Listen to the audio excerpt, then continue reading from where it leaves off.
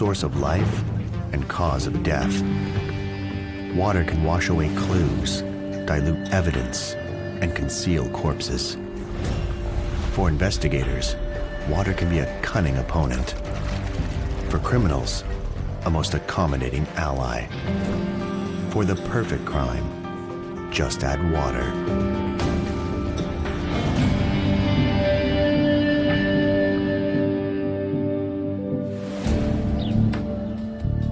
Three successive lead investigators have tried for over 10 years to solve a potential Jane Doe murder case. There are no reports, no witnesses, no leads, not even a name. All they have are human skeletal remains that were washed ashore and scattered around Gilbert Island near Fredericton, New Brunswick.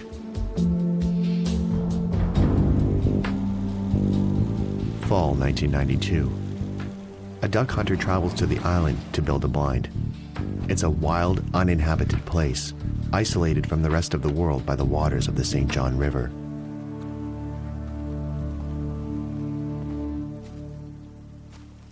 Suddenly, in a pile of dead branches and driftwood, the hunter makes a grisly discovery. Unaware of the consequences for the investigation, he moves the skull and goes to notify the police. I'm already beginning to think, how did it get there? Along the St. John River system, there have been occasions that the old burial grounds were close to shore, and we have had occasions where some of them have washed away. So you have to think that. You have to think, is it a missing person? You have to think, is it foul play? RCMP Corporal Dave Brown and Joseph Hine, a forensic technician, accompany the hunter to the island. If the hunter really has found human remains, the investigation is liable to be complicated. The skull was actually in the crotch of a branch of a tree. The gentleman that had found it had picked it up and put it there so he would be able to find it again. The skull is not complete. The entire lower jawbone or mandible is missing along with several teeth. There is nothing left on the bone, not a shred of flesh. Joseph Hine takes the skull to the forensic lab. We still don't know what we have. We don't know if this is a suicide or an accident or a murder. So you treat it like a murder until you know otherwise. The hunter shows the investigators where he actually found the skull. It's quite a big island. They put cows on there in the summertime to graze, so it's fairly big. I'd be taking a wild guess, but I'd have to say 30 or 40 acres anyway. But it floods almost completely in the spring. Like I would say, virtually the entire island is underwater in the spring. The three of us just had a look around, just a cursory look about 100 yards around the skull to see if we could find any other bones or any other indication of a body, and we didn't find anything. Moira McLaughlin is a forensic anthropologist from St. Thomas University in Fredericton. Investigators assist her in the search of the island for more remains. This river is deceptive. It looks very wide and peaceful and beautiful, and yet the actual channel of the river is quite narrow. Most of what we see is overflow. The current in the channel is exceptionally strong. Remains, a body could be carried very, very rapidly, many kilometers in hours. The island is subject to flooding. It's possible the water either deposited the skull there or carried the skeleton downriver. And as we were coming up to the backside of the island, I saw a nesting pair of eagles, and I think that'll always remind me, and in retrospect, it was rather prophetic. Before starting the search, the team examines the island and discusses a plan of attack.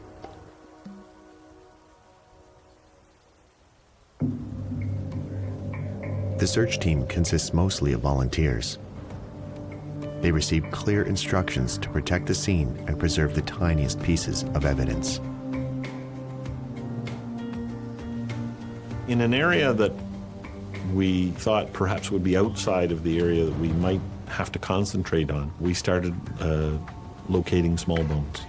And as the search progressed, as we're going down the grid, we noted that we were finding more and more. Among the bones, the search team also finds tattered remains of clothing. The underwear and the sock were in such a condition that they really told us very little, other than bones were found in them. So we were able to deduce that they were on at the time of death. So that's an important clue. After several days, the team discovers what looks like a little ball of animal fur or human hair. The little hair will be carefully retrieved and sent to the forensic laboratory.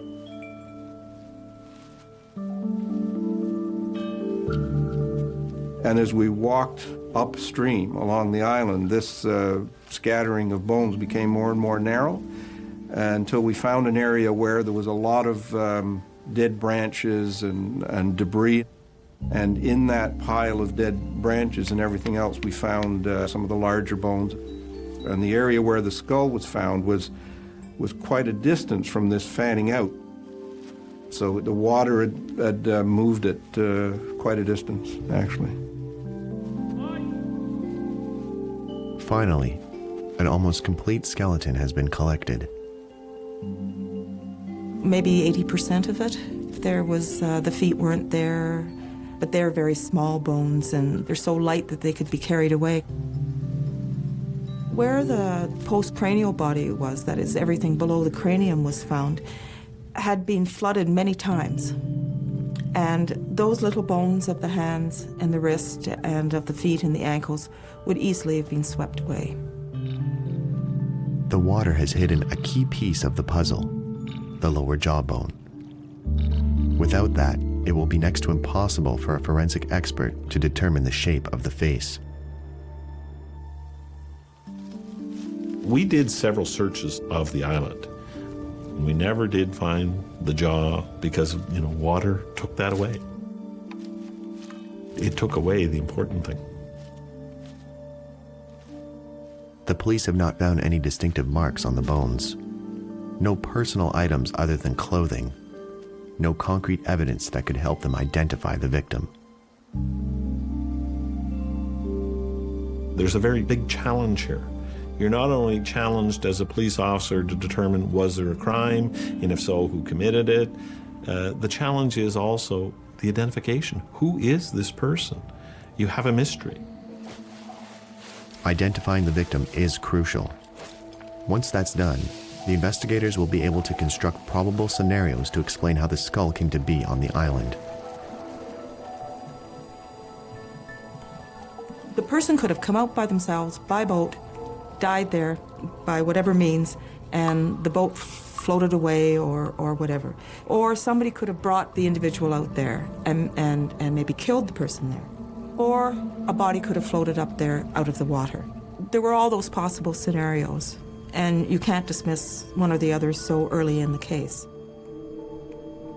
Moira McLaughlin tackles the job of examining the bones to try and build a biological profile of the victim, a kind of preliminary sketch for the police.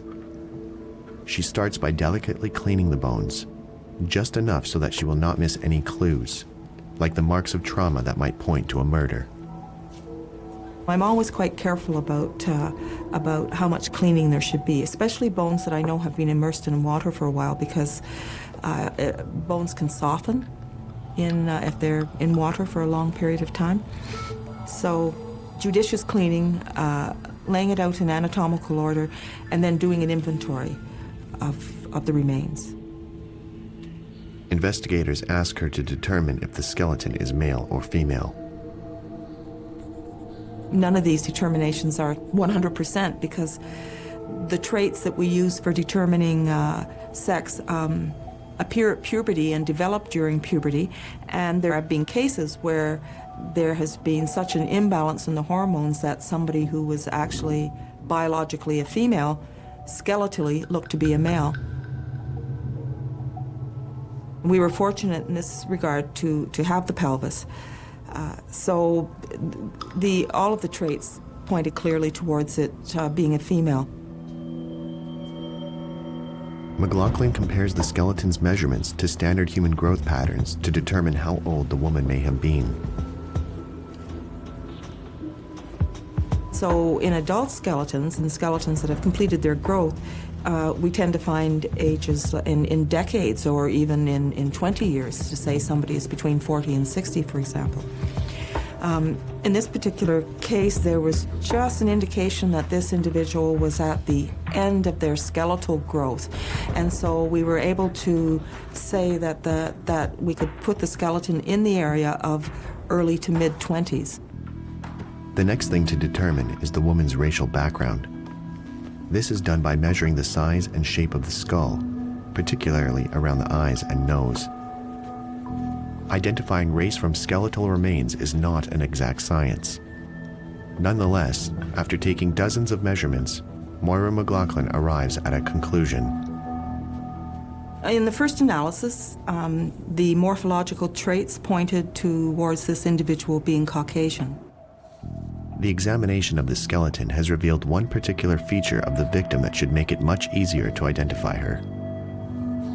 The left humerus, that is the upper arm bone, was smaller both in length and in thickness than the right humerus. It would have been noticeable in the individual and in fact probably would have reduced the ability of that individual to use their arm. Every indication was that she was probably born with it, that it was a genetic abnormality. Police used the information collected by McLaughlin to produce an identification record for the victim. Then she'll be added to the missing persons database.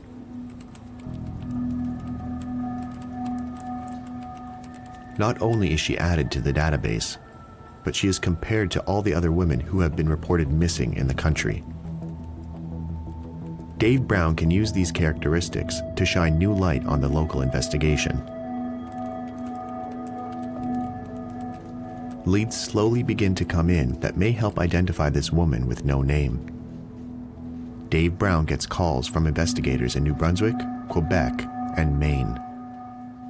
Investigators now look at the woman's teeth for more clues to her identity. Dr. David Sweet is a forensic odontologist. He will examine the teeth that have remained in the skull and create a profile. It can be used much like a fingerprint to help identify someone. We do an examination of the person's teeth and we produce a dental record, much the way a dentist would in a private practice. This dental profile of the victim can be compared to the dental record of a missing person. There's no national database for missing persons' dental records. That would be very helpful, but it's not present. And so instead, what we use is circumstantial evidence found at the scene of the crime. There may be some clue that leads us to believe that this certain person is the one that's dead. Then we can go to their medical record, their dental record, and we can obtain from their dentist any records that might be useful to compare to the teeth that are present in the victim's body to see if those records match. Dr. Sweet can only make a partial report because he only has the upper jaw. But he observes that the victim has had intensive dental care to correct major problems with her teeth, and that her front teeth protruded. Dave Brown looks at the clothing found during the search of the island. Although the black jeans and white blouse are in poor condition, they will produce some facts. There was very little left of the blouse and the jeans. They were mostly rotted.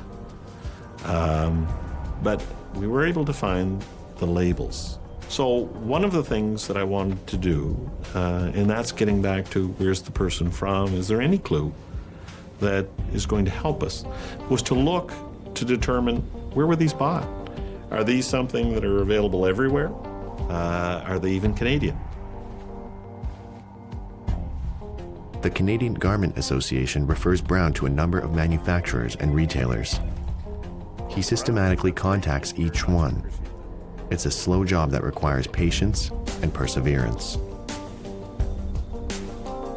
Through many attempts and photographs that were sent to them, I was able to determine that the blouse was made by a Montreal company. And it was only out to one chain of stores, which was a Bargain Harold's stores. And I was able to determine when they were shipped and at what time. And it was actually only a 2-month period that those blouses were shipped out to the Bargain Heralds. So therefore that gave me some idea of, okay, does that person live around those areas that have Bargain Heralds? So it's a way of just narrowing down the search somewhat.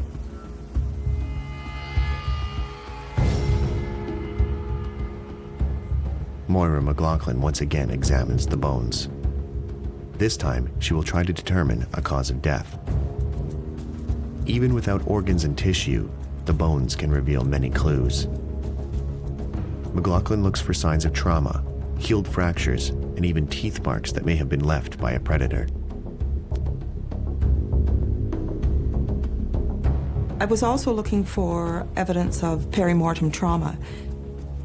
Bone breaks in different ways. If the bone is fresh and it still has all the fat and water in it, it will break, it will bend, it will respond in a very different way than if the bone is dry and it has been out on the surface for a long period of time and all the fat and water is gone from it.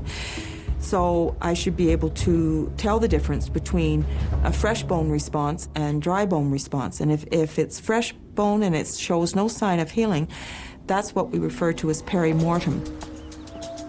McLaughlin notices marks on some of the ribs. She can't be certain if these marks were caused by the teeth of an animal like a coyote or by the point of a weapon like a knife. Was it suicide, an accident, or homicide? The cause of death remains a mystery. The results of her examination are inconclusive. Years in the river have done a good job of blurring the facts. Damage caused by the water continues to keep the woman's identity a secret. The forensic lab has completed the analysis of the hair. Will the results prove the hair is from the victim or a predatory animal?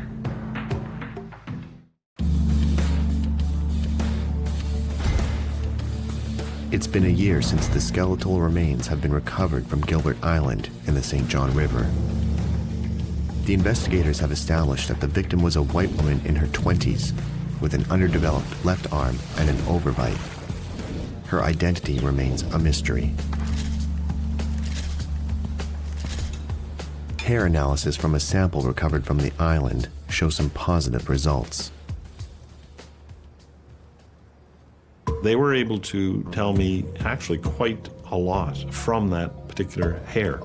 When it was examined and straightened out, it turned out to be 35 centimeters long. They were able to tell me the color was enhanced with a dye. It had been worn in a ponytail style because there was an elastic that had metal threads wrapped around it, and that metal had rusted away, but the rust marks remained 20 centimeters down on the ponytail.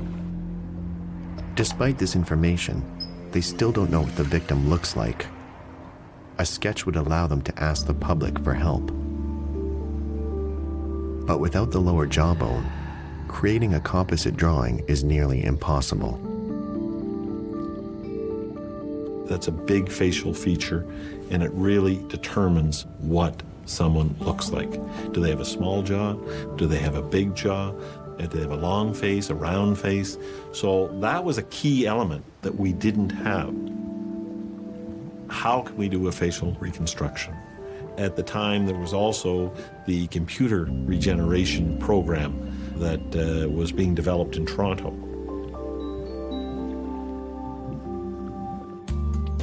Dave Brown asked the Centre of Forensic Sciences in Ontario to create a composite drawing based on the information collected. A few weeks later, Brown is transferred to another province. RCMP investigator Philip Uhl takes over the case. He knows it will not be easy. He starts by coordinating another search of the island. I was hoping to find that lower mandible. We don't have much to go on.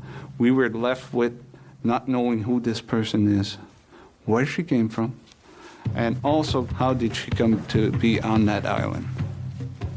For 2 days, a team of 30 people conduct a large-scale operation. They search the island with a fine-tooth comb.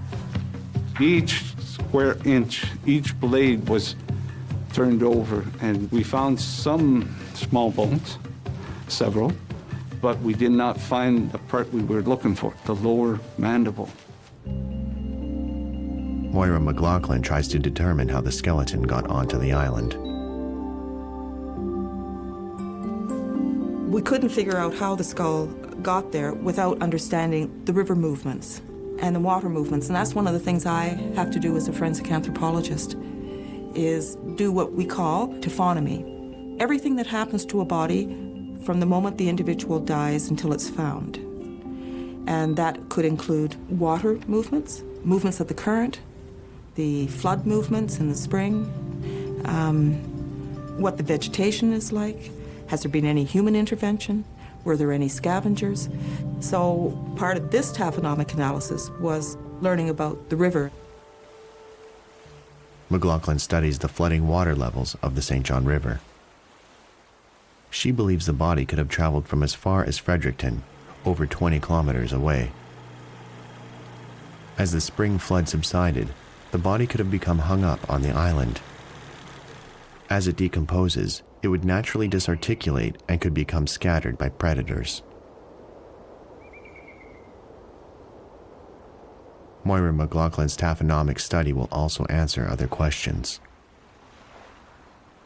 We also had to know about temperature, because the temperature of the water affects decomposition. I want to try to figure out how long the person has been dead. How long does it take for a body to become completely skeletonized? In winter, the water temperature of the river is around 0 degrees. In summer, it can get as warm as 18 degrees. McLaughlin estimates that the body has spent between 1 and 2 years at the mercy of the water. During this time, the body is battered by the currents and pulled back and forth by the tides. The face, arms, hands, and knees have been torn as they were dragged over the rocks. After a few months in the water, it decomposed and would naturally disarticulate. The skin would gradually come off the body in shreds. The Fredericton RCMP received the composite drawing done by the Centre of Forensic Sciences in Ontario. Moira McLaughlin feels that even though the sketch is based on photos of the skull, it's not a good match and should not be used for a public release.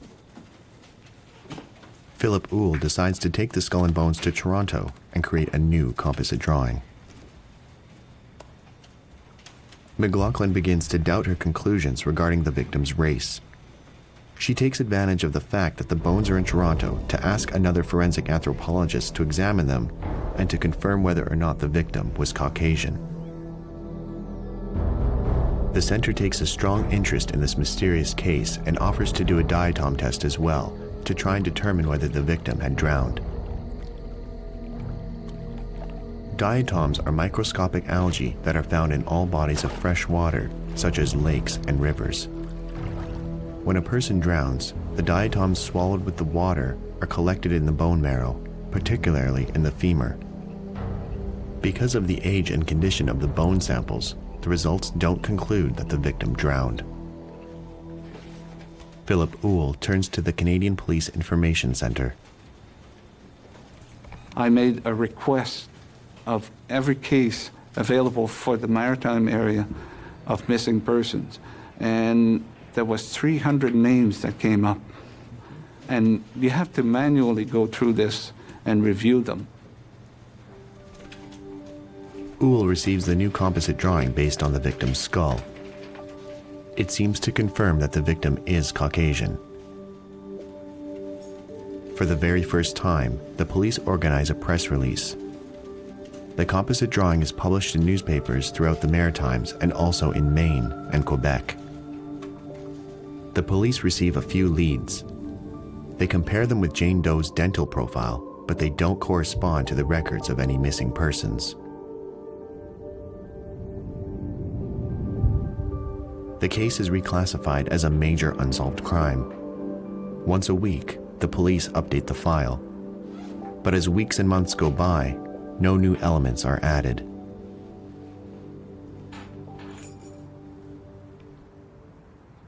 Another year passes.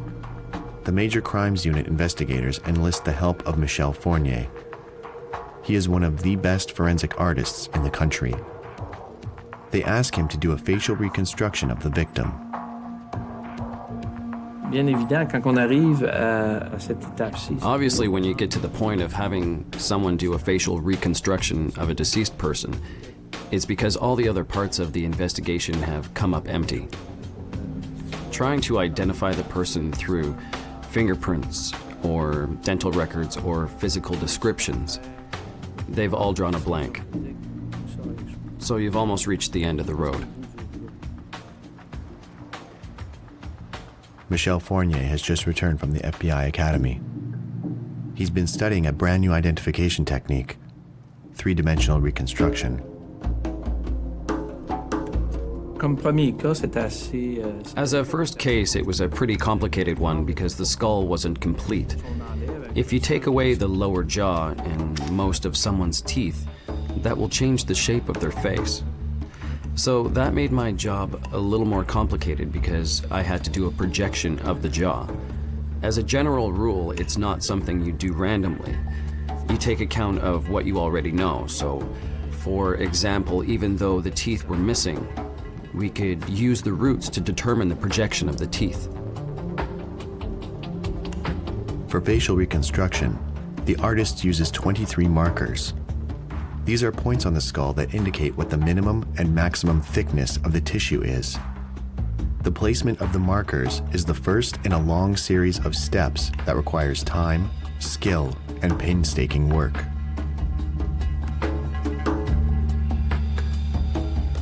The muscles, tendons, and fat on the face take shape. Up to this point, the work has been purely scientific.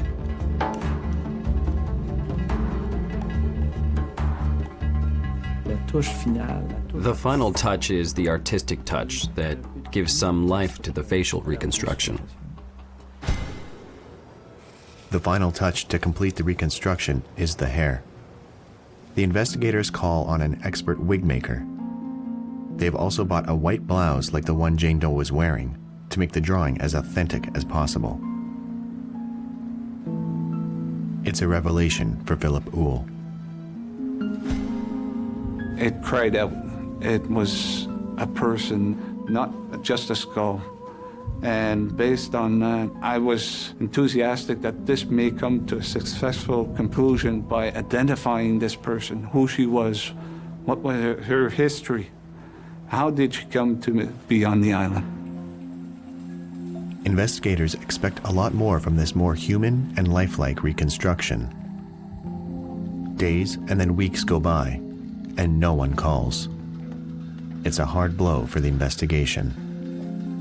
Dejected that I wasn't able to identify this person. But again, for some reason, the public wasn't coming forward. Now it's Philip Uhl's turn to be transferred. He is reassigned to Ottawa.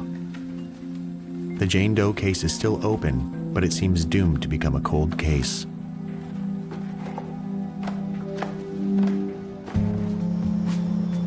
Strange circumstances bring a new player to the case. He will restart the investigation from square one, breathe new life into it, and send it into the newspaper, radio, and television headlines. This time with a new hypothesis.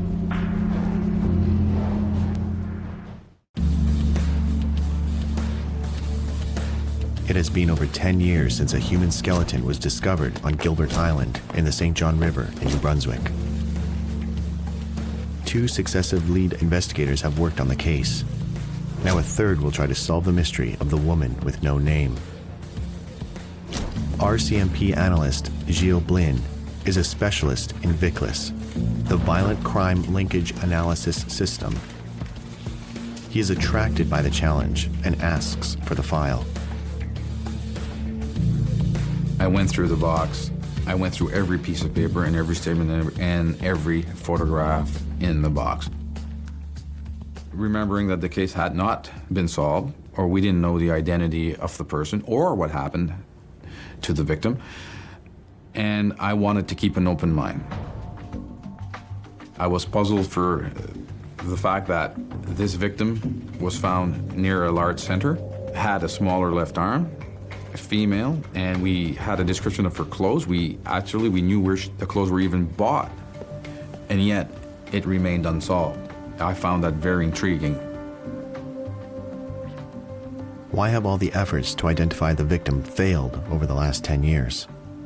Gilles Blin tries to find an explanation. There was a couple of possibilities. A, the person was never reported missing. 2, she was from another country. She could have been from the United States, but we checked that as well. So now if she was missing from, for example, Germany or Europe, we would check with Interpol to see if they had a person reported missing matching the description of this victim.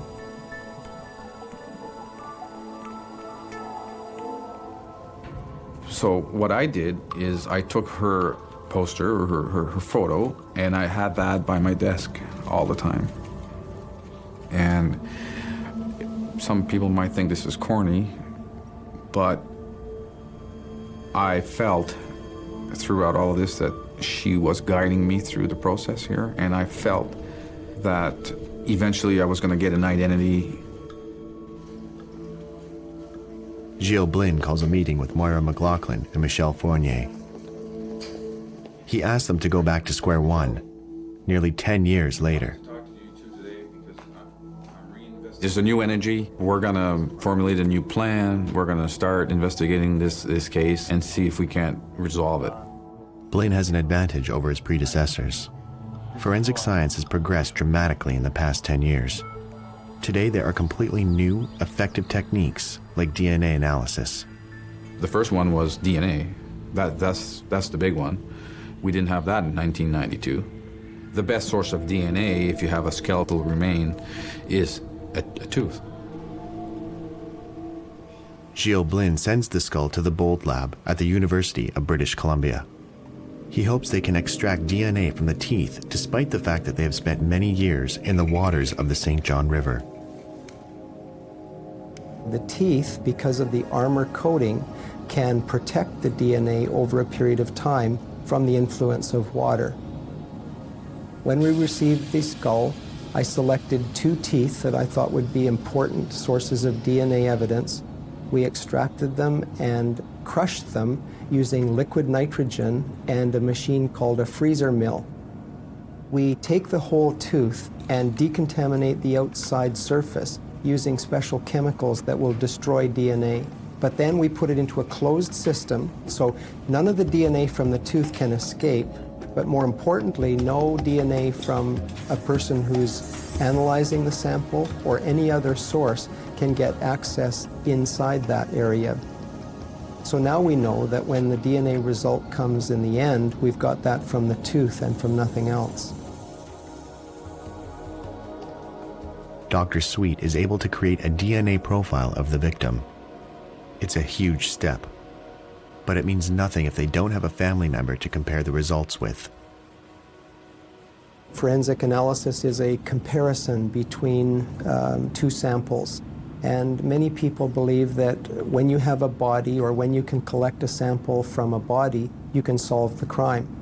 In fact, you might be able to obtain a DNA profile, but it doesn't actually solve the crime until you come up with a suspicion who that person is, and then you can compare a known sample that's taken from them to be sure that you've identified the person. The identity of the woman with no name remains a mystery.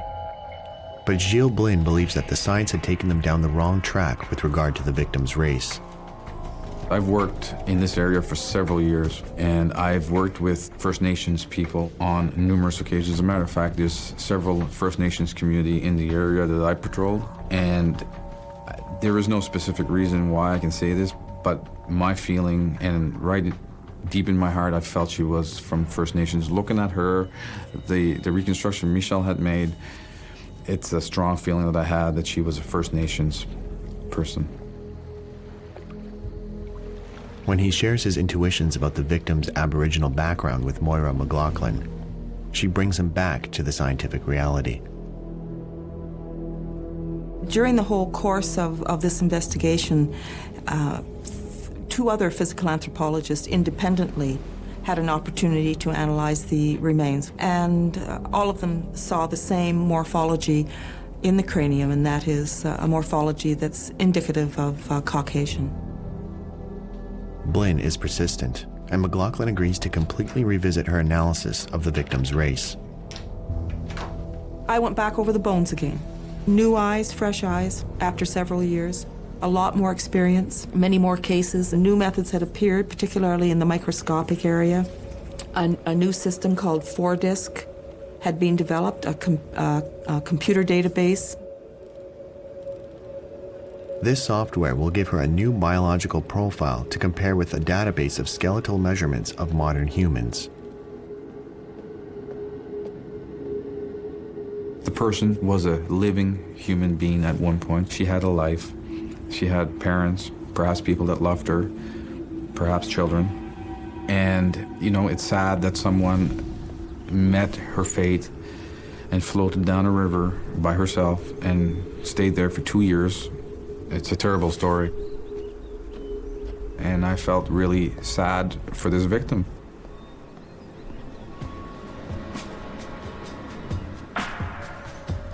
As long as the victim remains unidentified, the investigators cannot begin to explore the probable causes of her death. Will McLaughlin's new analysis prove Gilles Blinn's hypothesis is correct?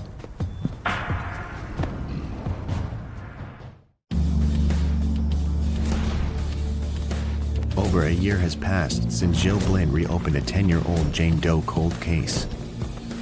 Dr. David Sweet has created a genetic profile of the victim. Moira McLaughlin has reanalyzed the skeleton using new techniques in order to, once again, confirm the victim's race. The results from the 4DISC software arrive, and much to Gilles Blinn's frustration, they again suggest the victim was Caucasian. Moira McLaughlin doesn't know what to think. How can we look at this? I mean, here on the one hand, I've got the science telling me that it's a Caucasian female, and we should be able to, in a small area like the Maritimes, find her. And we thought about the fact that that in the Atlantic provinces, for over 400 years, Mi'kmaq, Maliseet, and Europeans have been living intimately with each other, marrying, raising families together, and sort of collectively as a group, we said, let's broaden it. Let's broaden this biological profile and open it up. Let's look at her ancestry being Mi'kmaq or Maliseet, and that was the starting point. With a new approach, Gilles Blinn does another search in the Canadian Police Information Centre database. He searches from 1991 to 2001, and this time he includes people of Aboriginal origin.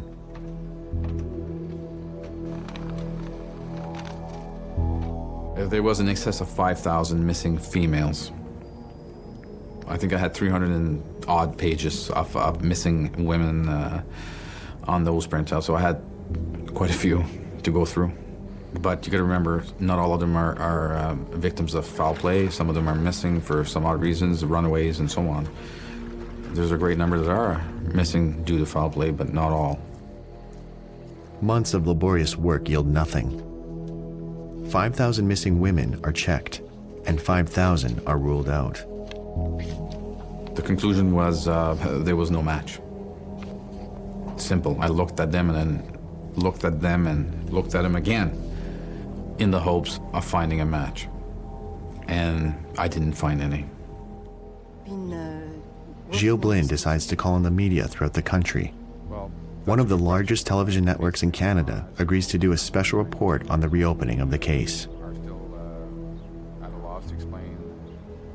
Well, two things can happen. Number one, we're going to get a lot of tips, and it's going to keep me busy for a long time. Or number two, we're not going to get any tips at all. Thousands of posters are printed and sent to all the police agencies across Canada and the northeastern United States. Gilles Blinn also contacts police forces overseas. Days turn into weeks, and weeks into months. And once again, there is nothing but false leads. Thinking back, I had a lot of tips, but they were all vague tips. They didn't pan out. I was asked numerous times, do you get discouraged when a lead doesn't pan out? I said, no, I don't get discouraged, I just get more determined. That year, the fall in Fredericton is dreary and wet. Many people find the atmosphere depressing. The suicide rate hits an all-time high. There was a rash of homeless people from the city throwing themselves in the river to commit suicide. Those events triggered these thoughts that had I want to say a light bulb came on, or I had an idea. There's a local soup kitchen where homeless people that are down under luck, they go and they have their meals, and that was the first place I went. Blaine hopes that someone will remember her. He calls the manager, George Pierce. Pierce has an excellent memory. He remembers a strange, solitary woman who regularly came to the soup kitchen in the 1980s. He says the drawing is not quite right. Her face was rounder, more wrinkled. He also remembers that the woman had one arm that was shorter than the other. It was her left arm. I felt good about it. I thought, okay, we're on the right track. I felt that was the first solid lead we had in several years. Pierce told him something else. The woman always had a pair of very long scissors. She seemed to carry them for self-defense.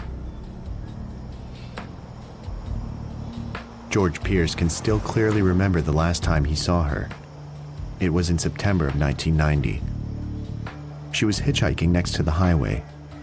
Since he was driving in the opposite direction, he didn't stop. After that, he often wondered what had happened to her.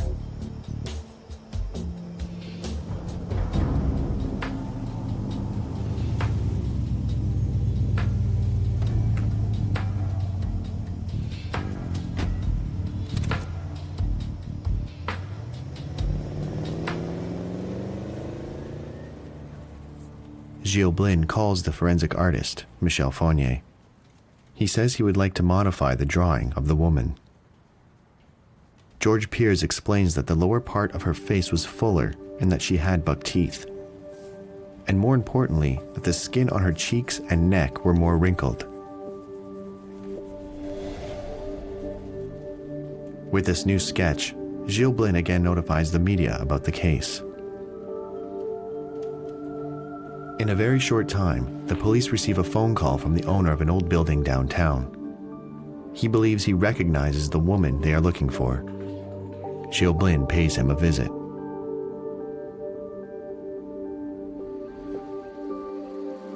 He had not seen this person for several years, and he didn't know where she was. And by viewing the composite drawing, he felt that perhaps this person was the victim that was found on the island. She was a solitary, quiet woman who lived on social assistance. He said she never cashed her last check. The owner remembers her name and knows where her parents live. And Constable Cole followed up on that, met with family members, and obtained some genetic material for DNA testing, and a match occurred, and the victim was identified. The victim was in fact Aboriginal. Her parents, who lived on a reserve a few kilometers from Fredericton, had never reported her missing. They thought that she had simply left and hoped that someday she would return.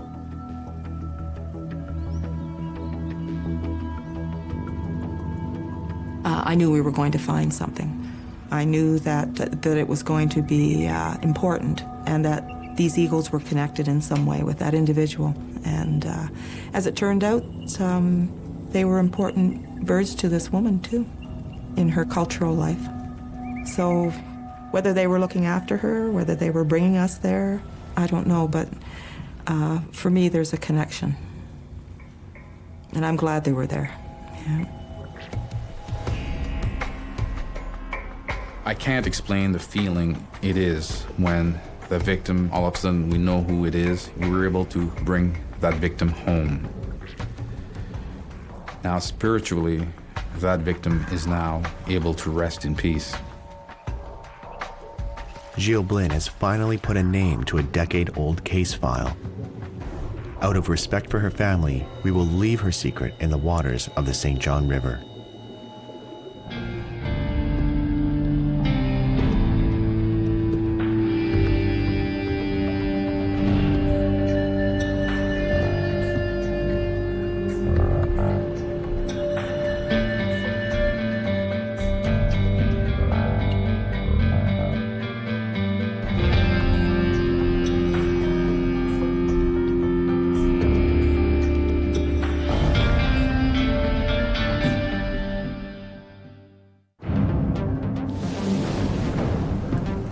Source of life and cause of death. Water can wash away clues, dilute evidence, and conceal corpses. For investigators, water can be a cunning opponent. For criminals, a most accommodating ally. For the perfect crime, just add water.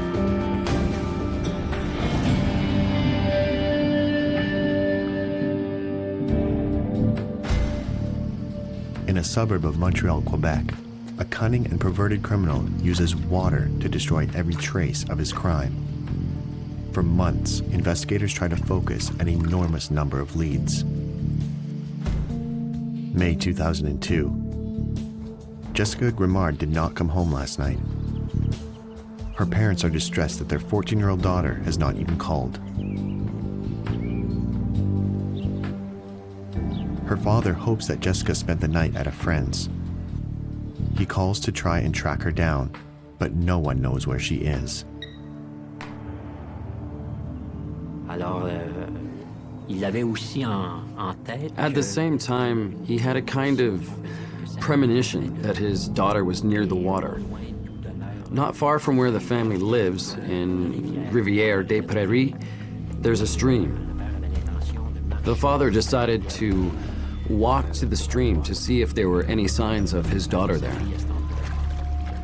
Jessica's father searches a park across the street from their home. The stream is swollen by the spring rains.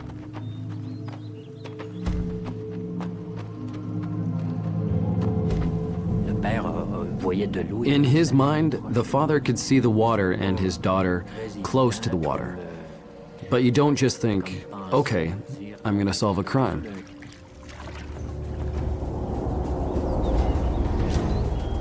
Within minutes, Jessica's father finds a shoe, then the horrifying discovery of his daughter, lifeless. Detective Sergeant Joanne Barabé is with the Montreal Police Major Crimes Unit. She's the lead investigator.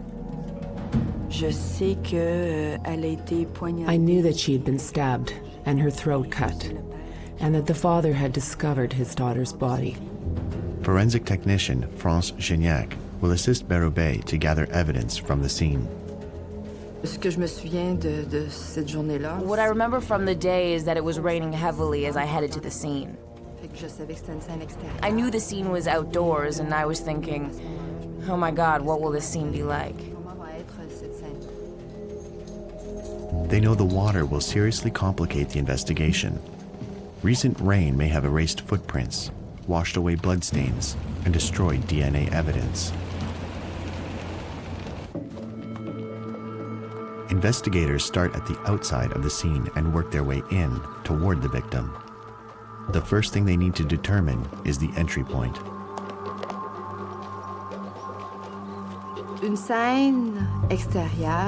It's an outdoor scene, which is more difficult. It's harder to tell where they came from. There are no entrance or exit doors. They could have come from anywhere. So we spent time looking at any openings we could see into the forest. The next step for Joanne Barabé and France Gignac is to approach the victim, concentrating on what they can find all around her. As I was crossing the forest, I saw the victim in the stream. I had a flash. I felt a sudden flush of horror, and I had to talk myself through it. To create an emotional barrier, because you can't let your emotions get the better of you. So I put my feelings totally to one side. Gignac gathers evidence around the stream. What could the water be hiding, and what has it washed away?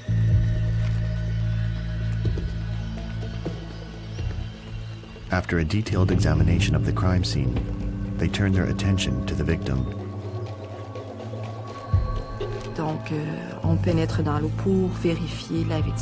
We went into the water to examine the victim, but without touching her, just going over her visually to look for anything noteworthy.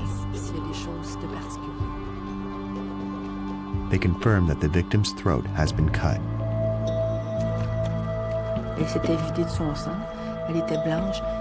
All her blood had drained out of her. She was white, and the wound was very apparent. There were several cuts through to the spinal column, so it was very apparent. There wasn't much blood near the victim's body. She was in the water, so the waves were gently lapping her. It was as if the victim had been given a thorough wash. She was in the water, and the water was doing its job. While examining her clothing, they make a strange discovery.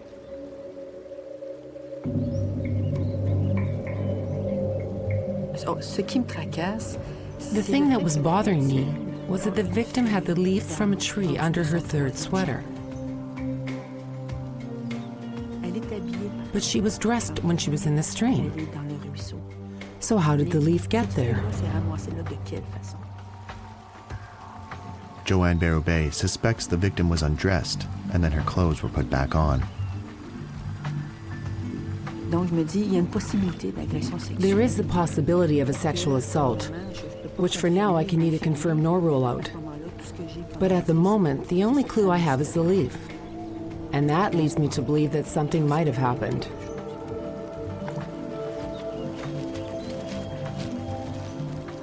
She's in the water, but did she die in the water? Could it have happened out of the water? That was the other thing we wanted to know. The procedure for gathering evidence on land is straightforward. But for evidence found in the water, the rules are different. Sur cette scène-là, je sais qu'elle a les mains dans l'eau. Donc avant que le médecin... At this scene, I knew the victim had her hands in the water. So before the coroner moved her, I decided to put plastic bags on her hands to protect them, in case there were things in her hands or under her nails. Ou sous les ongles. The investigators find bloodstains on branches and leaves. This indicates that the attack must have started on land. But what happened after that? Was there a struggle? Did she try to run and fall into the stream? Or did the perpetrator drag her there to wash away the evidence?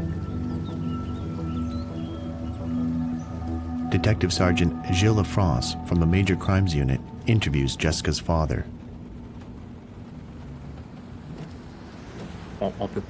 You can't fully enter into the grieving process right away because you have to provide information. You've just lost a loved one, a child, a sister, but for now you have to focus on remembering things. Who are her friends? Where was she going last night? What time was she supposed to come home? Who was she with? Lafrance learns that Jessica's grandmother lives nearby. She saw a beige car parked on the street and a strange man got out and walked away. When she looked out before going to bed, the car was gone. Bérubé and Gignac have not found a weapon, a footprint, or a fiber that will lead them to a possible murderer. They'll continue their investigation the next day. Mario Arbor of the emergency response team is called in to assist. The investigators ask him to search the stream for a murder weapon. Alors, on leur a expliqué exactement ce qu'on avait comme équipement. Donc, We explained to them exactly what kind of equipment we had, including a metal detector. They wanted to know whether we could use it to look for metal in the water as well as on dry land. And it can be used in the water. He is aware that the investigators have high hopes that his search will lead them to a murder weapon. He also knows that searching in water presents special problems. Et dans l'eau, entre autres, avec If we start moving our hands around in the water, with all the leaves and rocks, and we accidentally touch the tool or weapon, it can be devastating for the investigation. Joanne Berube and France Gignac begin to uncover some fresh evidence. On découvre vraiment Some blood had collected under the leaves, and because they were so wet, it hadn't had time to dry out. Berube believes this is where the victim's throat was cut. Mario Arbor arrives at the stream and begins to look for a murder weapon. qu'est-ce que l'individu qui a créé ce crime-là a pu faire? What could the person responsible for this crime have done afterwards? Could they have been nervous and run away immediately, leaving the knife at the scene? Or did they take the time to clean it, hold it tightly, and keep it on them? Or did they just go and hide it somewhere nearby? In the water, on the shore, in the bush? Or after committing the crime, did they throw it as far away as they could? It's as if you're trying to get into the killer's head. You're trying to figure out what he might have been thinking, how he might have reacted. If I were him, what would I do with the stream here? The investigation requires patience and attention to detail. Working in the water is different from working on land, because when you look in the water, the image is refracted. And if you put your hand in the water, it creates ripples, so you could lose sight of whatever you thought was there.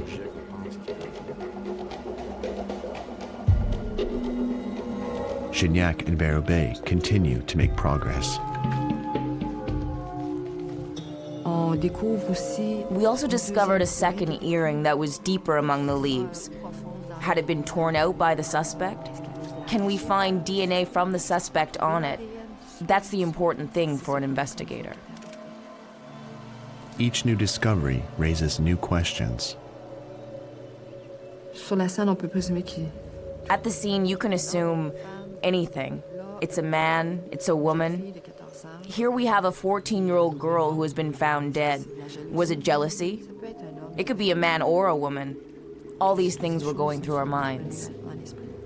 After several hours, Mario Arbor has to admit defeat. Rien. On n'a rien trouvé qui pouvait nous dire que ça... We found nothing at all that we could say must have belonged to the suspect. That made us think that the person must not have been nervous and must have been aware of what they were doing, and that they may have carefully kept the murder weapon with them.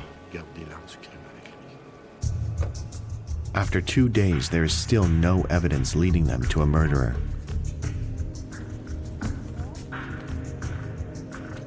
Joanne Berube reviews the autopsy results with Gilles Lafrance.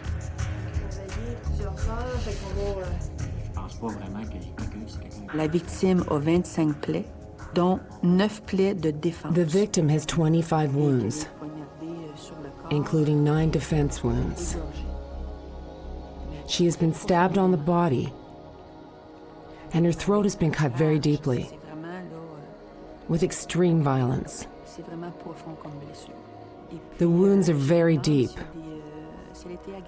I asked him whether she'd been sexually assaulted, but the pathologist had told me that there was no evidence of sexual assault.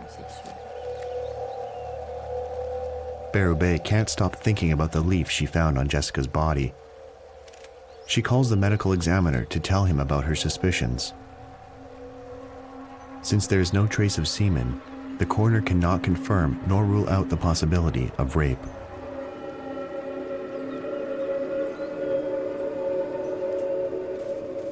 France Gignac prepares all the exhibits to send to the forensic lab. She hopes that the scientists will be able to find traces of DNA and that the water hasn't contaminated the samples. The community is in shock. Nearly 1,000 people attend Jessica's funeral to express their sympathy to the family and friends. Others hold a quiet vigil in the forest.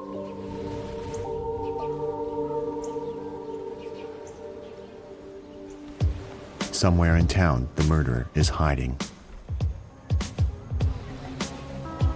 The investigators continue their work in the neighborhood. They've received more than 30 leads. Each one has to be thoroughly explored. Joanne Bérubé wants to know everything about Jessica.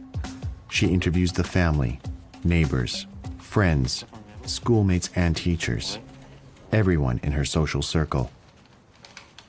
Alors, plusieurs pistes en même temps. We were considering a number of possibilities. Should we be looking at her friends? Could it be a revenge after some kind of quarrel? Was it a love triangle? Even young people can react differently sometimes. The investigators learn that Jessica was a good student. She got along well with all the kids at school. She was always willing to help them. She was starting to get interested in boys, but she wasn't known to have a boyfriend. No one seemed to be jealous of her or want to get revenge. She was always with her parents, sisters, or friends. She never went anywhere alone. There was nothing suspicious about Jessica. J'apprends sur la jeune fille qui n'a absolument... What I learned about the girl was that there was nothing at all that could move the investigation forward. Nothing that could explain how she came to be where she was found. Nothing that could help us. No clues. Absolutely nothing. The investigators widen their search.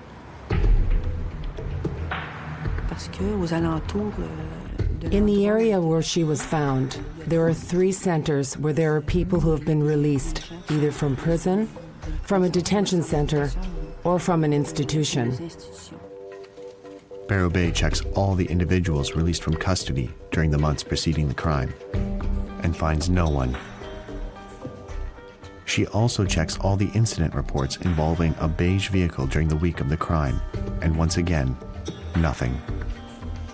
All the forensic reports have been returned, and no leads are produced.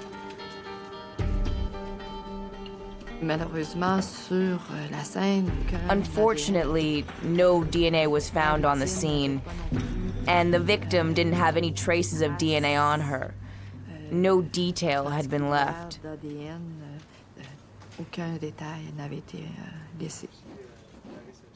When we were at the scene, we were thinking, it's either someone close to her who really had it in for her, or we are dealing with a murderer who is obviously killed before.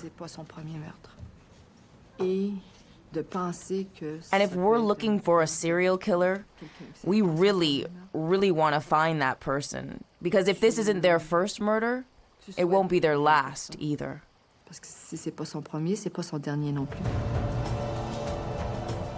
5 months pass and the police have hit a dead end. They have no DNA, no fingerprints, no motive. They've run out of leads. It takes a remarkable series of events for the investigators to discover a connection, one that will bring them into contact with the diabolical criminal.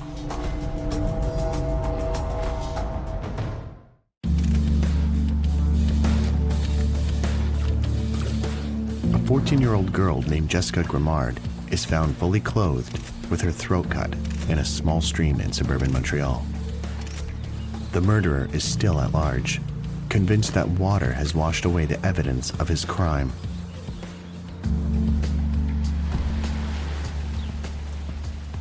Locked away in a Quebec prison is one of the worst sexual predators in the country's history, a dangerous offender who has been sentenced to life. During a routine check, a security officer opens the mail sent to the prisoner.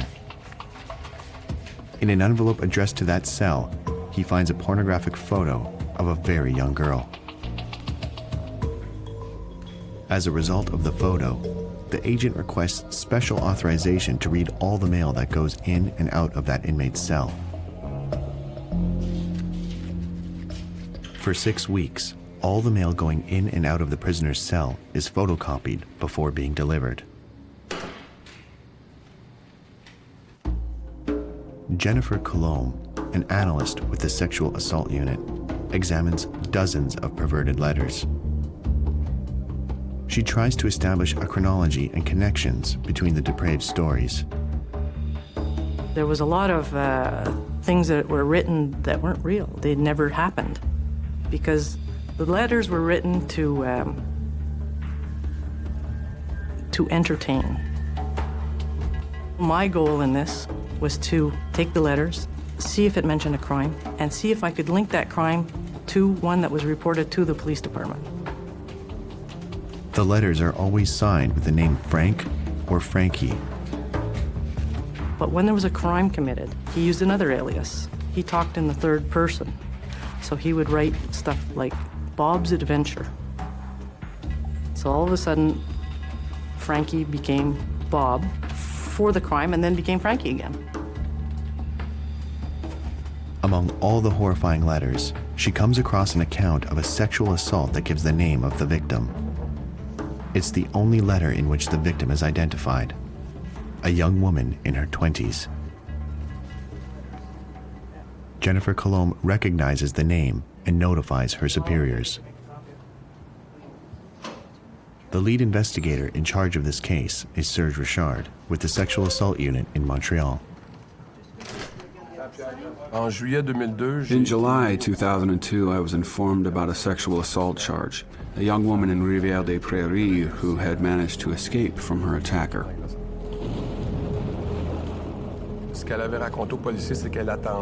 She had told the police that she was waiting for a bus. It was raining. Someone came to the bus stop and started talking to her. They chatted, talked about the weather, and the person offered her a ride. He said, "I have a vehicle not too far from here." When they came to his vehicle, he opened the door politely, and she got in and sat down.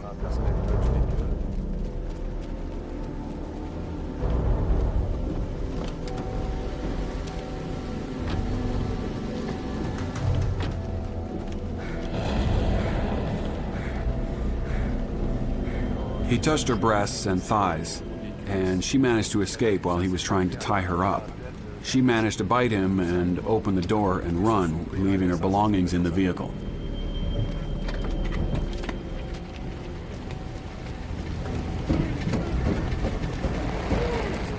We had a description of a pale-colored American vehicle. We had the height, weight, age, and physical description, but not enough to make a composite sketch. Not only does the letter give Serge Richard the date and location of the attack, but it also has a return address on the envelope. So that morning, I went to the commercial address. I started going through the area looking for a pale-colored American vehicle. From the license plate, he traces the identity of the owner, Angelo Collaleo. Richard finds that Collaleo is a cell phone dealer with a long criminal record that includes several violent sexual assaults.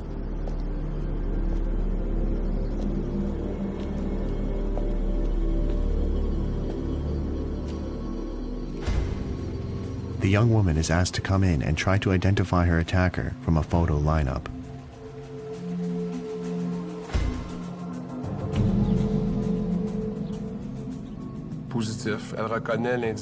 It was positive. She recognized the person we had identified from the license plate, which was Angelo Collaleo. She recognized him from the photo lineup. That was her attacker.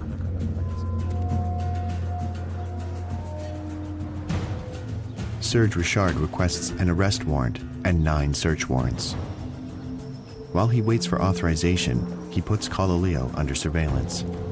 He doesn't want him to slip away. Mario Arbor is given the task of following him. He knows that Collaleo has been incarcerated several times for rape, and that he may be armed. Kalaleo seems to be on edge. We wanted to be sure we didn't lose him.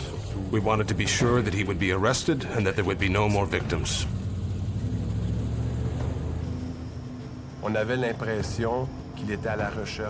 We had the impression he was looking for a victim. He went out a lot, spent the night driving around for half an hour, 3/4 of an hour, an hour. If he wanted to rest, he would just park his car, put the seat back for 10, 15, 20 minutes, and then be on his way.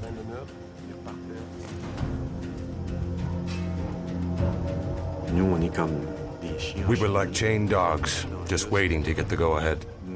But the ones holding the chains were the investigators.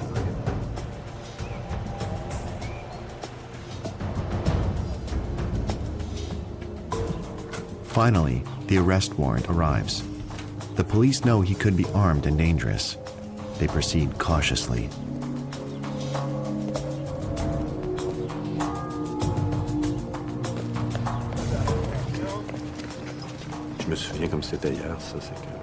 I remember it as if it was yesterday. When we moved in, spotted the individual and called him, that was it. We had him. Kalaleo is arrested for the sexual assault of the woman he picked up at the bus stop. Calme, très calme. À un point tel que c'en était presque... Calm. Very calm. So much so that it was almost shocking. It was as if everything was fine. Everything was normal. It was quite remarkable. And even when he was handcuffed, there was no sign of nervousness, no tenseness. But he had a distant look. He looked lifeless.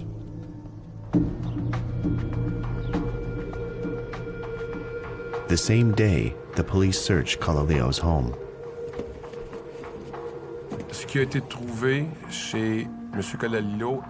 What was found at Mr. Kalaleo's home was enough to convict him. Items from the sexual assault that had taken place in July and correspondence between the dangerous offender and himself. Letters he had received. There was also a computer on which we found letters he was writing. We found a bag he'd used for committing the crimes.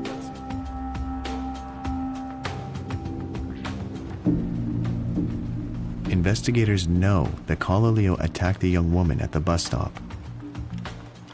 But how many other crimes has he committed?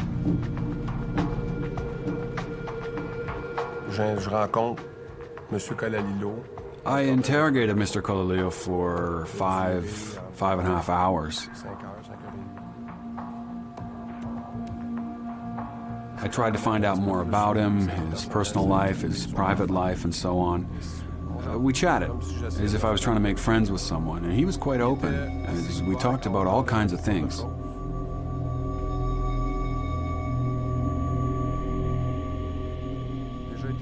He had been married, no children, normal childhood, nothing out of the ordinary. He'd taken some courses and was in the cellular telephone business. An average guy that you might meet at the mall or on the street. Richard tells him about all their discoveries, all the searches, all the people they have questioned, and that he had been under surveillance.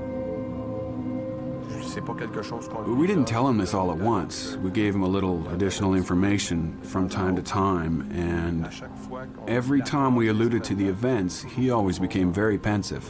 Always. When we started talking about the crimes, he got even more distracted. From time to time, he seemed completely lost in space. And I remember I would snap my fingers or say, "Angelo such and such," and then he'd snap out of it.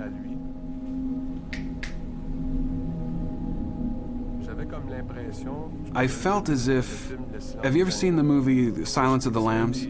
It was one of the longest interrogations I've ever conducted in my career, and I felt as if I was with a guy like that.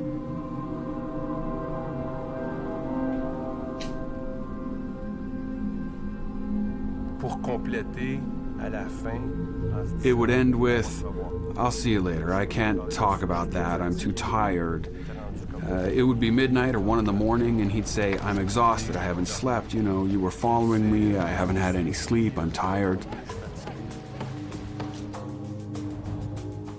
Kalaleo refuses to cooperate, but he still feels the need to brag about his secret.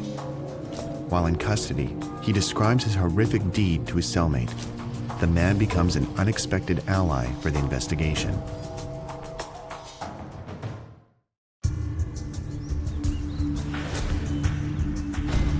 The lifeless body of 14-year-old Jessica Grimard has been found in a stream that flows near her family home.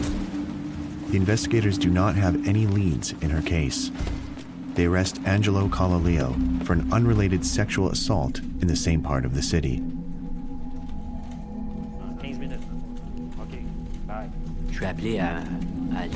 I was called in to administer a polygraph test to a prisoner who had been charged with murder. The prisoner tells Gilles Lafrance that his cellmate, Angelo Kalaleo, has confessed to a heinous crime.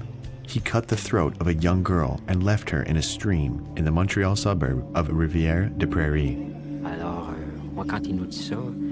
So when he told me that, since I had worked on the case of the girl who was in the same neighborhood, I thought, my God, we have our suspect and he's here in the detention center. Joanne Barabé asks Lafrance to convince the murder suspect to be an informant and get more details from Kalaleo.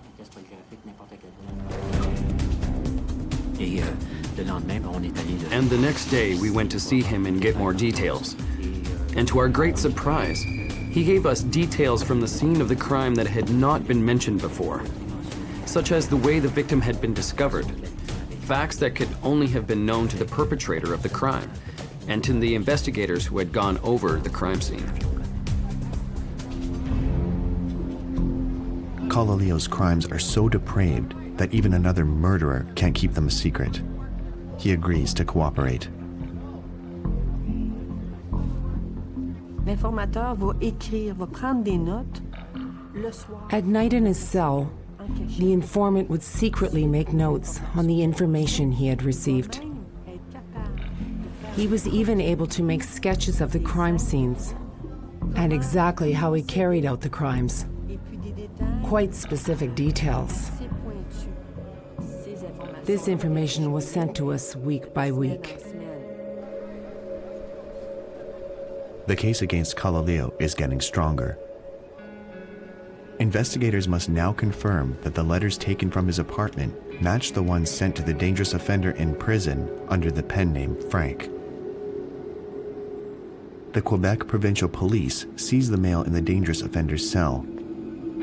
They find over 350 letters full of sex, violence, and murder. There are nearly 30 written by Kalaleo. All these letters are passed on to Jennifer Colomb. She begins the daunting task of reading over 1,500 pages of horrifying correspondence. She comes across a letter written 10 days after Jessica's murder. It describes in detail the rape and brutal murder of a young girl. A sickening letter, unbelievably sadistic and depraved. And it started off with, "Hi, how are you? I'm fine, how's work, this and that." And then all of a sudden, the letter stops and it says, "I'm gonna tell you about something that happened, an adventure." And the adventure starts off with this guy going in his car, how he looked for somebody. It could have been anybody. What he was looking for, he knew. The type of evening it was, the description of the rain and everything else, that was part of his plan. He described extremely graphic detail, the pursuit, the chase, the hunting of a victim. And what happened was he found one. Unfortunately, he found one. I couldn't fathom that people could do this to other people. and describe it in graphic detail. It was extremely disturbing to read these letters. And even when it came to the fantasies, I had trouble thinking that one human being could do this to another. It was difficult. Joanne Bérubé is notified with a copy of the letter. I read the letter over and over again, many times. Every detail described in the letter was verified and consistent with the crime scene. The details in this letter could have only been known by the perpetrator of the crime and the investigators at the scene. The position of the body, the location of the wounds, the way the wounds had been inflicted, a description of the victim, and the exact time and location of the crime.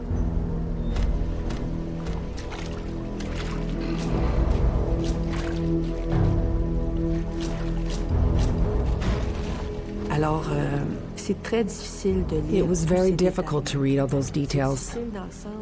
It was difficult in the sense that when you go to a scene, you only know what you see. But reading that letter, you could see the feelings of the attacker, how he was enjoying what he was doing. And he also describes the feelings and the suffering of the victim. Kalaleo actively hunts down his prey. He writes, "I'm going to wait for her next week and see where she lives. The next day, I will try to see if there's anyone at home. If not, I'll use the flower delivery technique. Believe me, I work hard to make sure I don't leave any traces." On May 7th, 2002, Kalaleo decides to make his move. A little after 8 p.m., he spots his prey. A few hundred meters further, and she'll be safe at home. He has to intercept her calmly without frightening her. He asks her the time and strikes up a conversation.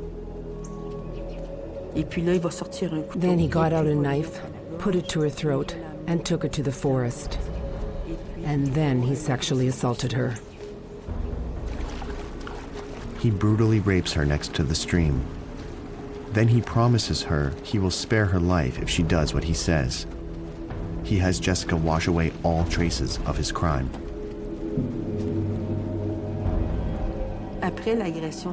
After the sexual assault, he says to his victim, "Go and wash in the stream. I don't want anything of me left on you," even though he had worn a condom. The victim didn't want to because the water was very cold. So then he showed her the knife and said, "You don't have a choice. Go and wash." When she walks out of the stream shivering, he lets her put her clothes back on. That was when he cut her throat and stabbed her repeatedly.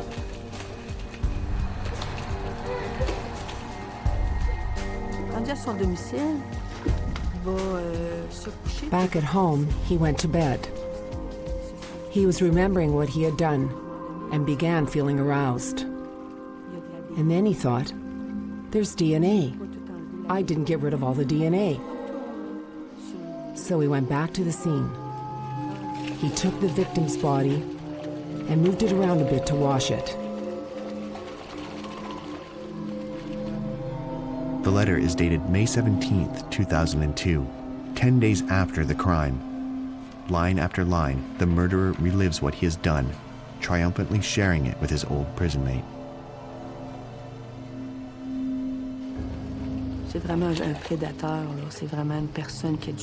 He is truly a cruel, cold-blooded predator. One who knows our investigation techniques and will do anything to make sure he doesn't get caught. Even if that means going back to the crime scene twice.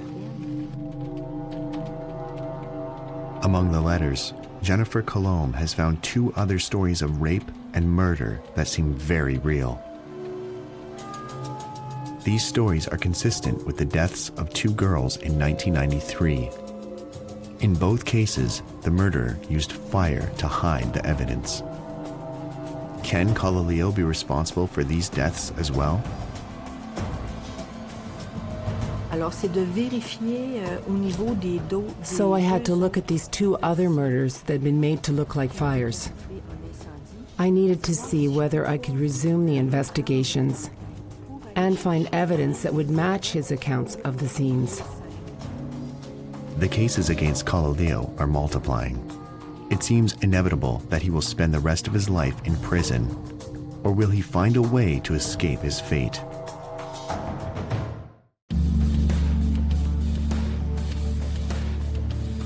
The serial rapist, Angelo Kalaleo, has been arrested again. He is now a suspect in 3 murders, including 14-year-old Jessica Grimard. Jessica was found by her father in a stream near their home. Jennifer Colomb believes she has found confessions to 3 murders in the letters written by Kalaleo. In one of them, he describes his MO of how he committed a crime, of how he committed a sexual assault. And it was written as though it was written in a police report. Here is my MO. This is exactly how I do my crimes. And he described about how he gained access to a house. He described how he coerced the victim.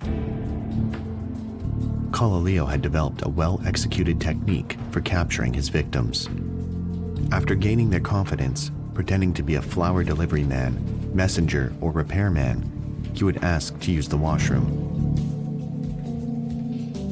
He would use the washroom and put something in the toilet bowl to make it foam up.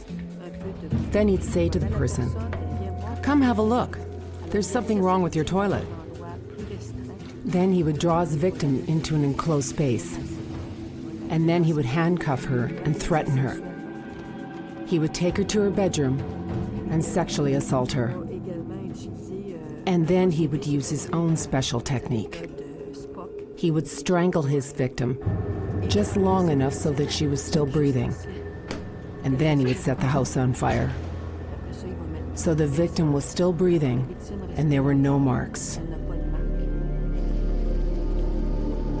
Kalaleo had always captured his victims in a controlled place, inside their homes or in his car, places where he would be sure that he could wash away every bit of evidence. Jessica's murder was the first time in his psychotic career that he deviated from his strategy. Kalaleo confessed his secret to the cellmate in jail. He was haunted by the fear of leaving traces next to the stream. Joanne Berube has gathered evidence to charge Angelo Kalaleo in 3 cases, including the murder of Jessica Grimard. Crown Prosecutor Louis Bouthier will take the case to trial. He is faced with a tough opponent. Kalaleo was careful because he had already been convicted. He'd already been given long prison sentences. In his letters, he says that he has been careless in the past, but he will not make that mistake again. So, he said, in graphic terms, that he would not let another victim get away from him if they could identify him. Bouthier believes he has overwhelming evidence. The detailed confessions made by Kalaleo to the informant and the explicit descriptions he wrote in the letters can both be used to convict him. It is often said that in a criminal trial there is one witness who is very important, but in this case our important witness was the letters Kalaleo had sent to the individual incarcerated in Port-Cartier.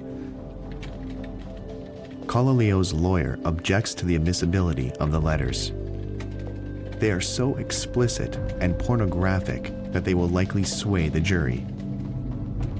As well, Kalaleo gives vulgar details about the crimes he wants to commit in the future, which are not admissible.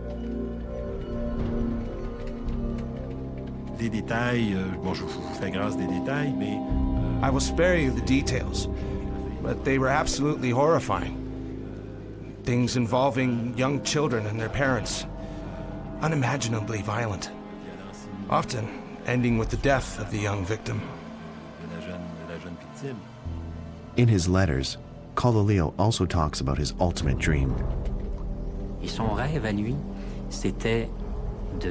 And his dream is to be out, to help his buddy escape from prison, find a house and bring victims to that house to gratify their depraved appetites. When he talked about that, he compared himself to another famous psychopath, Paul Bernardo.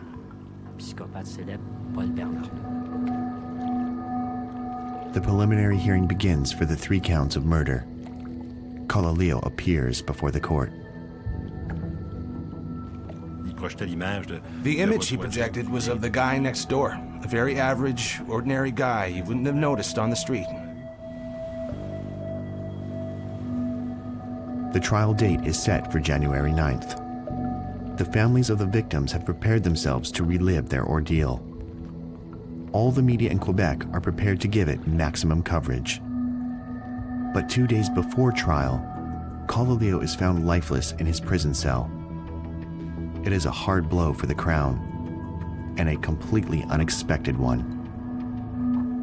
We were to start jury selection on Monday at 9:30, and I was notified of Mr. Colaleo's death at 9:20, 10 minutes beforehand. Colaleo died of a drug overdose.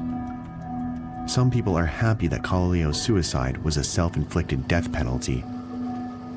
Others think he was too cowardly to stand trial. Colaleo used water to cover up a nearly perfect crime, but his arrogant admissions were his downfall. He gave investigators the evidence they needed to beat him at his own game.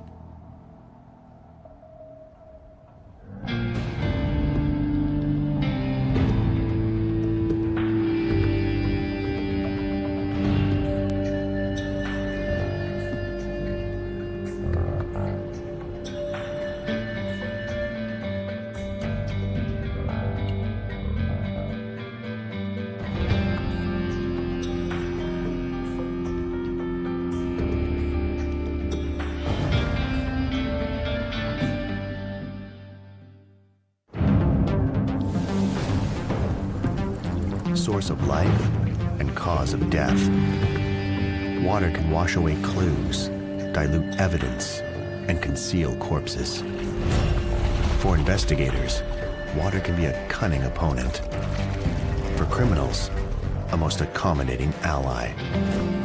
For the perfect crime, just add water.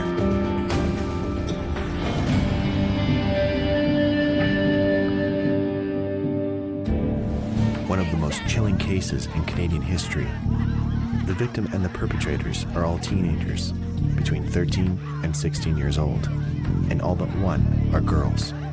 A crime so violent, it sent shockwaves through Victoria, the peaceful capital of British Columbia, and made headlines around the world. Rena Verk, who has been living in a foster home, was going to spend the weekend with her parents. On Friday night, a friend calls to invite her to a party by the river. Rena first says she would rather stay home, but in the end decided to go. Rena's mother is concerned for the safety of her rebellious daughter. I don't know if I feel comfortable about this. Her mother said, don't go. These girls don't like you. Why would you go? Well, I think they want to bury the hatchet. I think they want to make it right. And she agreed to meet them. By early morning, Rena has not returned. Her mother calls the foster home, but Rena is not there either. By law, the foster home is obligated to notify police when residents miss their curfew. For a youth to go missing on a Friday night and be reported missing, especially from a foster home, which is where this girl was at the time, is not unusual at all. Normally they return home within 72 hours. By Monday morning, Rena is still missing. The police make inquiries at her school. In the following days, disturbing rumors begin circulating among the students. The number one rumor was that there'd been some sort of altercation and that a young girl had gone missing or, in fact, perhaps had even been murdered. And what made the case a little more difficult at the beginning was some of the kids had reported seeing the missing girl after she was allegedly murdered. So the information was inconsistent.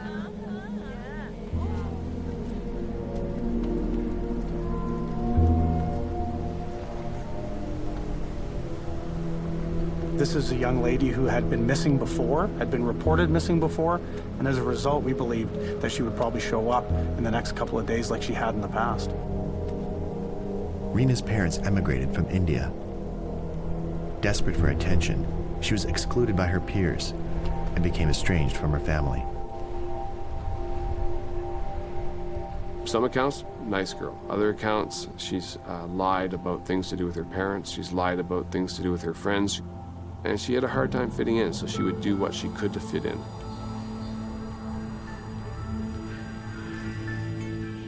Rumors circulate that she was savagely beaten by a swarm of kids and that she had died from the attack. But there was nothing concrete. We didn't have anybody who had seen her be killed. We had nobody who had heard firsthand, because we're trying to get a feel, are we doing a missing person case here? Are we doing a homicide investigation?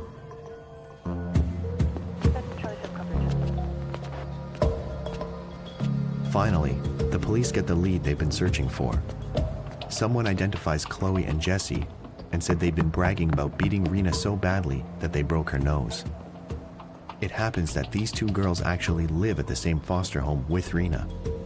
The police pay them a visit and take them in for questioning. Things begin moving quickly after that.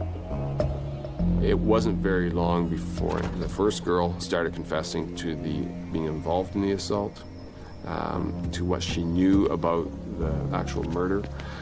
She didn't witness the murder, and she only had it second and third hand.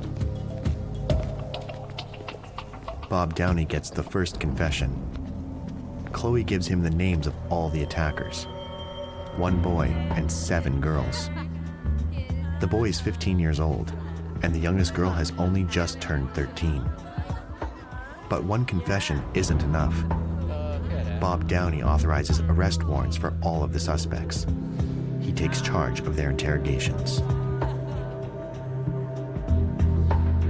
This is not a case where you had young people breaking down and crying and getting upset. And I can recall a number of the young females who were responsible for the assault sitting in there and chatting and laughing. And I recall walking through there almost feeling disgusted. It was almost unexpected. The police learn that these kids often meet under the Craigflower Bridge in a riverside park. The bridge is near their school, and each week they party there until late into the night. A favorite hangout hidden from the watchful eyes of adults, where the kids feel free to do anything they want. The victim was lured to this location under the auspices of coming to a party, and they set her up. They lured her there, and they were ready and had planned to beat her, and that's what they did. On this particular night, Rena had decided to join the group under the bridge.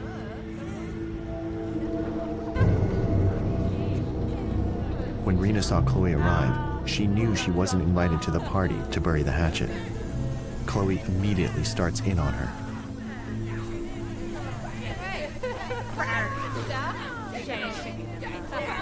One girl even had a cigarette and burned her right in the middle of the forehead, which my opinion would be that because of the victim's ethnicity, that would have been an insult to her and her customs and to her family and everyone. And I think that would have been done intentionally. And this girl responded with a swing back, and basically the fight was on. And then other kids started jumping in, to the point that 8 kids jumped in. They swarmed her. She had no way out. There was no way she was going to win this or escape with the mob mentality that kicked in. At that point, she had nobody in the world. There was nobody there for her. There's nobody on her side. One of our suspects finally saw that she had had enough. And this girl was tough. She was a kickboxer. She'd been in fights before, and they knew that she was a tough girl. And she made the other kids stop. She said, enough. She's had enough. Anybody else wants to hit her is going to have to go through me. And it was good that she did that, because that assault would have carried on. They stole her bag from her, and it was almost like rats with a piece of meat. When the swarming is over, the attackers leave Rena to her fate. So she was mobile at that time. She was walking slow. Some describe her as staggering. She didn't talk to anybody and started walking across the bridge in an easterly direction or towards Saanich. Kids that saw her describe her face as being bruised already, bloodied nose, and like I say, staggering in her walk. All 8 of the young attackers make a pact. They agree that Rena was last seen crossing the Craigflower Bridge. Then a twist. 6 of the kids say that Warren and Kelly broke away from the group and followed Rena. But Kelly and Warren insist that they simply went home. The contradictory statements lead the police to expand their investigation from a missing persons case to a possible homicide. Police decide to focus their search in the river under the bridge. The gorge is a tidal river that flows from Victoria Harbor. It's overgrown with weeds and brush and has a strong current. The police are well aware that their search will be tough. Well, the water. It's your enemy. It's an enemy for any kind of investigation, especially with forensics. It's both a psychological barrier for policemen and for criminals. Quite often, a criminal will dispose of something in the water thinking it's gone. No one's going to find it. I'm safe. It's been thrown, quote unquote, in the ocean. Well, that's what the dive team's there for, is to remove that psychological barrier, to go down there and to find the stuff. The dive team has determined the search area, taking into account the level of the tide on the night of the crime. The river isn't very deep, but the bottom is mud. Every step makes the water more murky. For the divers, this means visibility is almost nil. They will have to feel their way in the dark. Rick Gosling knows how hard it is to look for evidence underwater. You do it first, quite often by touch. And from a flat, muddy surface to suddenly reaching out and touching a body can be quite emotional, quite scary. And then out of the gloom, I suppose you'd say, the body sort of blooms up on you. And the fact that the visibility is so bad, you have to be quite close to actually confirm that it is a body. And psychologically, it's very hard on a lot of divers. They make the first discovery, a pair of girls' underwear. Most of the items we find are on the bottom. They're not floating anymore. They're not subject to the tides. Quite often objects that sink to the bottom, even light objects, like clothing or papers or things like that, once they become waterlogged and touch the bottom, quite often they stay there. As on dry land, every precaution has to be taken when recovering evidence underwater. You never know what small amounts of evidence may still be just slightly clinging to the fabric. So what we try to do is, every time we seize an object underwater, we try to have a large enough bag that we can encompass it without perhaps picking it up and moving it. And in that way, we also capture some of the water that's immediately surrounding the object that may or may not contain trace evidence, hairs, fibers, things like that. Next, the dive team finds a pair of jeans. So at that point, we thought that we were on the right track. We had been moving in the direction that we thought a missing girl might be if she'd gone into the water at that time. We felt confident that within a short period of time, we might find her. Hours pass, and the divers have found nothing more than the 2 pieces of clothing. It was very frustrating, and we felt sure that she must be somewhere. It would have to be an extremely unusual, heavy, fast current to move a body once it's on the bottom. So we weren't sure why we weren't finding the missing girl if we'd found her clothing, unless perhaps she just wasn't there. A week has passed, and Rena is still missing. Crown prosecutor Stan Lowe is anxious to charge the suspects as soon as possible. But on what grounds? Will the teenagers be charged with Rena's assault or with her murder?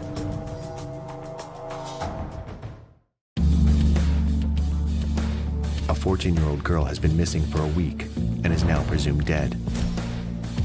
1 boy and 7 girls are in custody in Victoria, British Columbia. These kids have admitted to savagely beating Rena Verk. As yet, no charges have been laid against them. The investigators continue to search for the missing girl.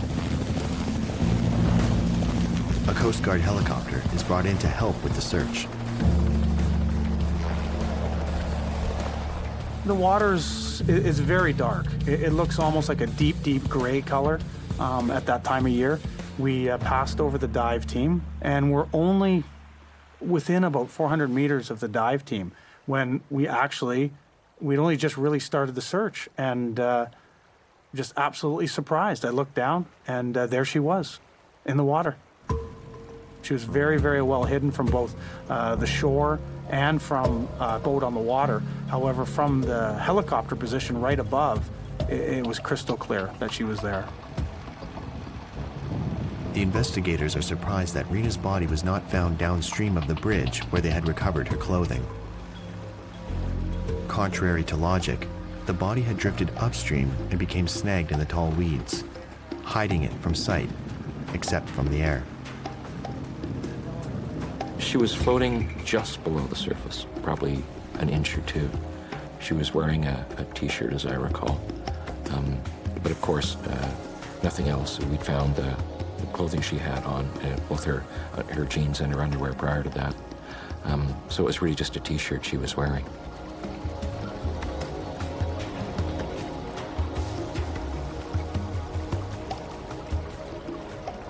The divers proceed with caution to avoid disturbing the muddy riverbed around the body, being careful not to destroy any trace evidence. Obviously, the body had been in the water for a week. How much, if any, physical evidence or DNA would there be? For the chief investigator, Bob Downey, the discovery of the body means they can now begin to build a murder case.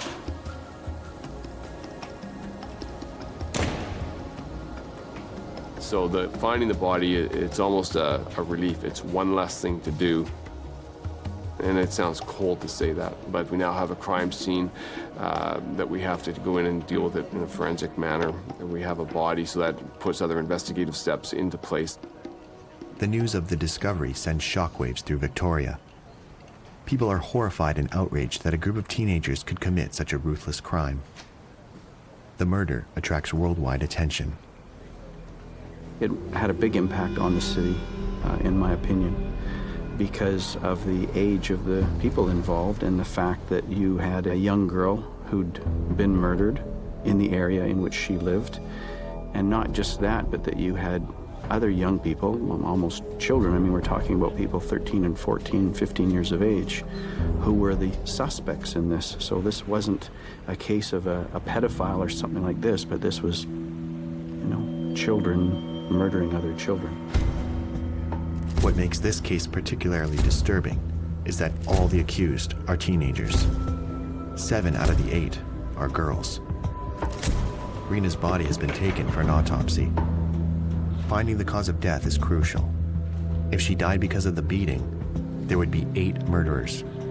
If she drowned, there would be only 2 suspects, Warren and Kelly. Whatever the outcome, the autopsy bears witness to the extreme brutality of the attack. What I can tell you is that the missing girl suffered significant trauma, deep tissue bruising. She had internal organs that were bruised.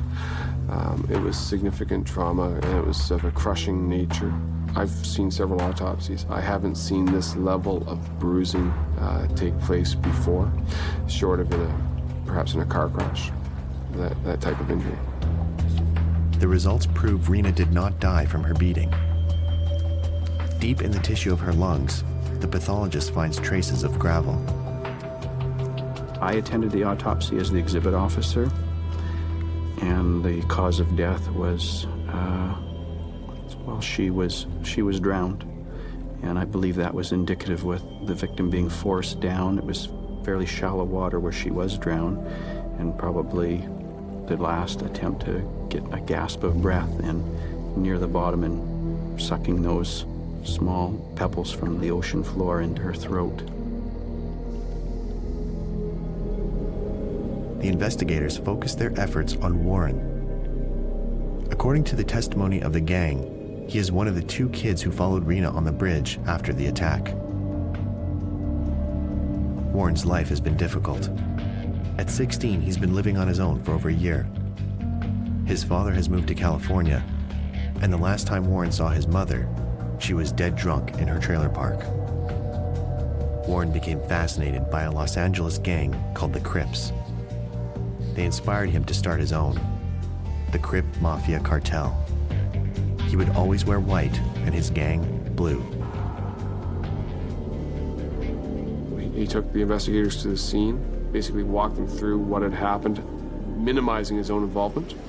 More as I was there, I saw it happening. I believe he might have said he was peripherally involved in a bit of the assault.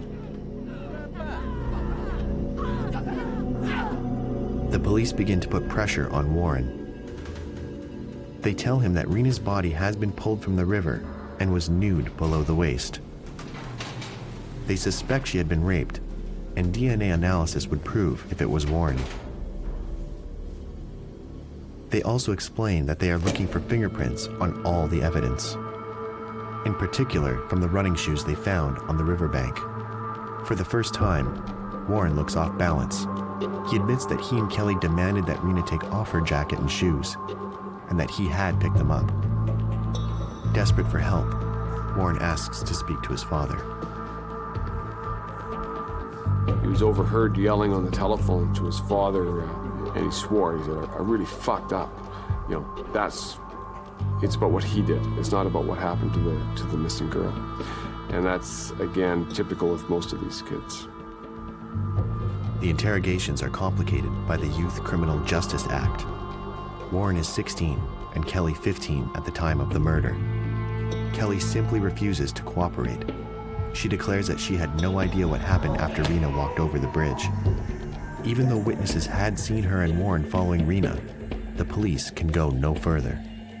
With the Youth Criminal Justice Act and with the Young Offenders Act of the day, once they say, I don't want to give a statement, we have to stop. Kelly lives with her mother and stepfather, a middle-class family. In her group of peers, Kelly is the most laid back and withdrawn. Soon after her arrest, the police search Kelly's locker at school. They make some disturbing discoveries. One thing I distinctly remember is some drawings that were seized from the school locker of the female suspect. One of them, which depicted a police officer being shot and the bullets hitting the officer and then blood spurting out. Chloe also dreams of becoming a gangster like her hero, Al Capone. In fact, she's made a good start in that direction, which is why she's ended up in a foster home. Jessie's story is a similar one.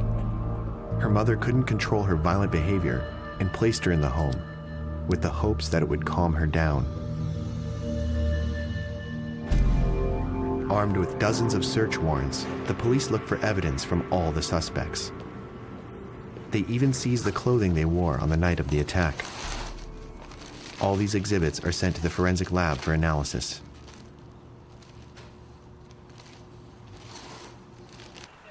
The dive team returns to the crime scene, searching the riverbed for any evidence they may have overlooked. We started coming across little things, a small address book, pens, like a pencil, a funny little eraser, and then we started coming across papers, individual leaves of paper about the size of a journal. You would have thought they would have been washed away, but they were still stuck on the bottom, and it was obvious very shortly after that that this was the missing girl's diary. That was pretty emotional. Rena's diary is sent to the RCMP forensic lab. Maybe it holds some clues that will lead to her murderer.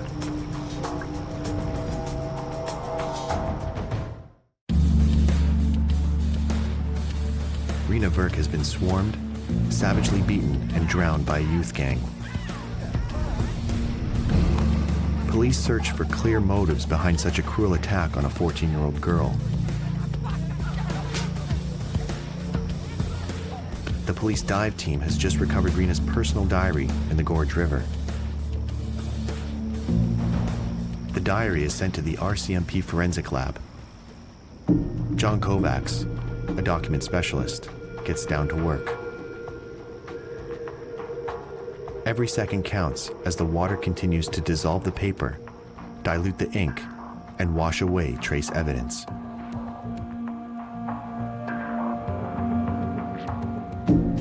The first, the most important thing was to separate out the single pages so that any information that was visually present could be preserved and passed on to the investigator. All evidence found in water must be bagged with the surrounding water to preserve trace evidence. In the case of paper documents, it has to be done quickly before the paper decomposes. Paper, when created, is probably 97% water and a few fibers kicking around. As it's actually created into paper, it removes the water and the fibers are left in place.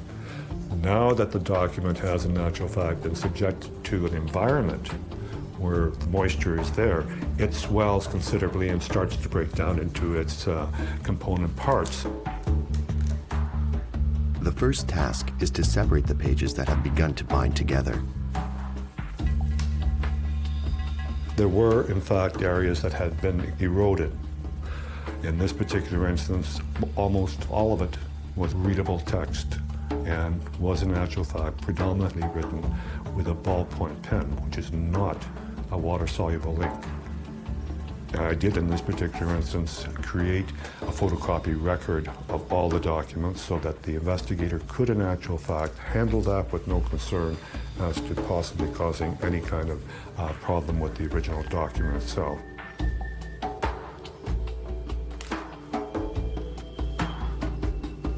John Kovacs' objective is to preserve the documents so they can establish potential links between events and people that might shed light on Rena's swarming. The police widen their search. They begin to question family and friends of the accused in order to piece together a motive for this violent attack.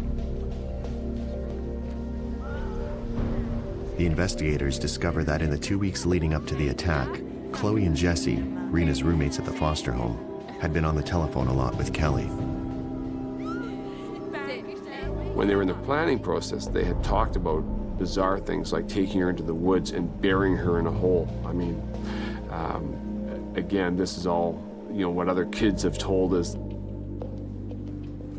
Investigators learn why Chloe and Jesse were angry with Rena.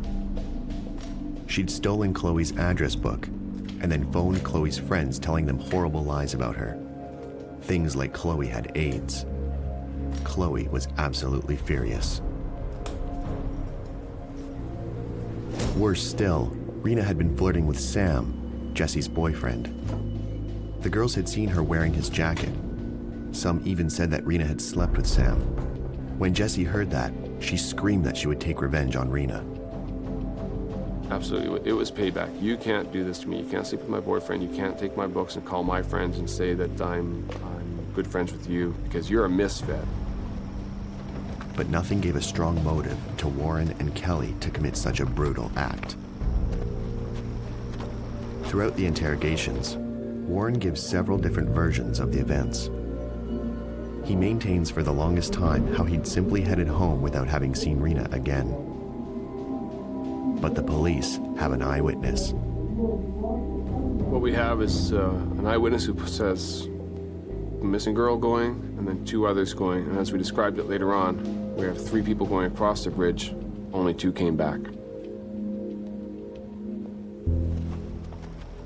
Warren finally admits that what the witness said was true. He really intended to go home, but Kelly asked him to stay, She said, "Come on, let's go see if Rena's okay." Later, he told us, I knew we weren't going to see if she was okay. We were going to do her more harm. Warren finally gives a full confession to the investigators. The girl asked the missing girl, "Are you going to rat us out?" And she's beaten. She's beat up, and she's got no means of protecting herself. And of course her answer was, "No, I'm not going to rat you out."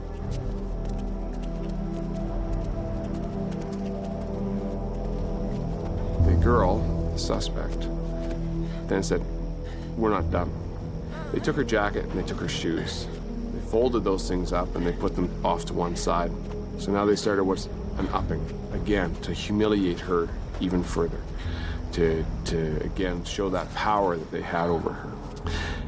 And then the boy and the girl just started beating on the missing girl. They started, both of them punching and kicking. It was a horrific scene, to the point that she went unconscious.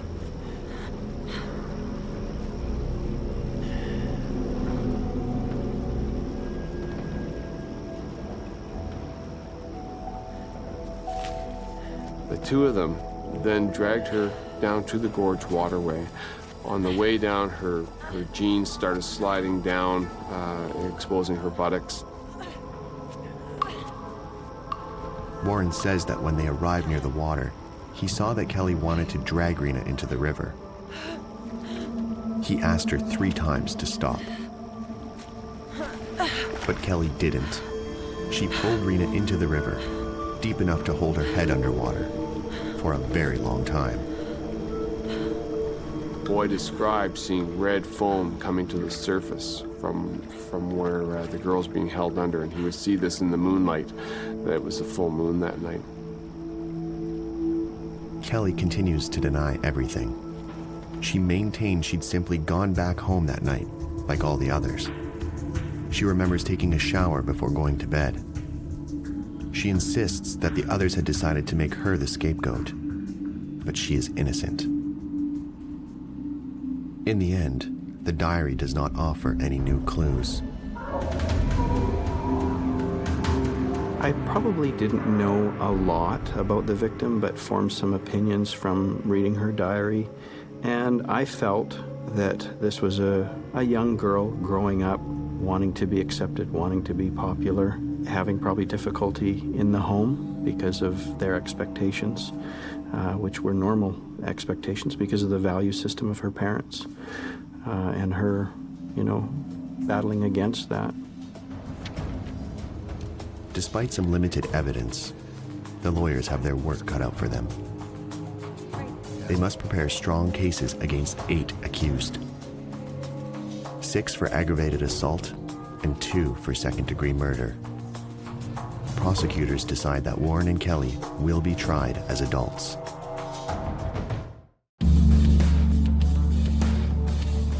In Victoria, British Columbia, 8 teenagers stand trial for the beating and murder of Rena Verk. 6 young girls are charged with aggravated assault. Warren Glowatsky and Kelly Ellard are charged with murder. People around the world await the results.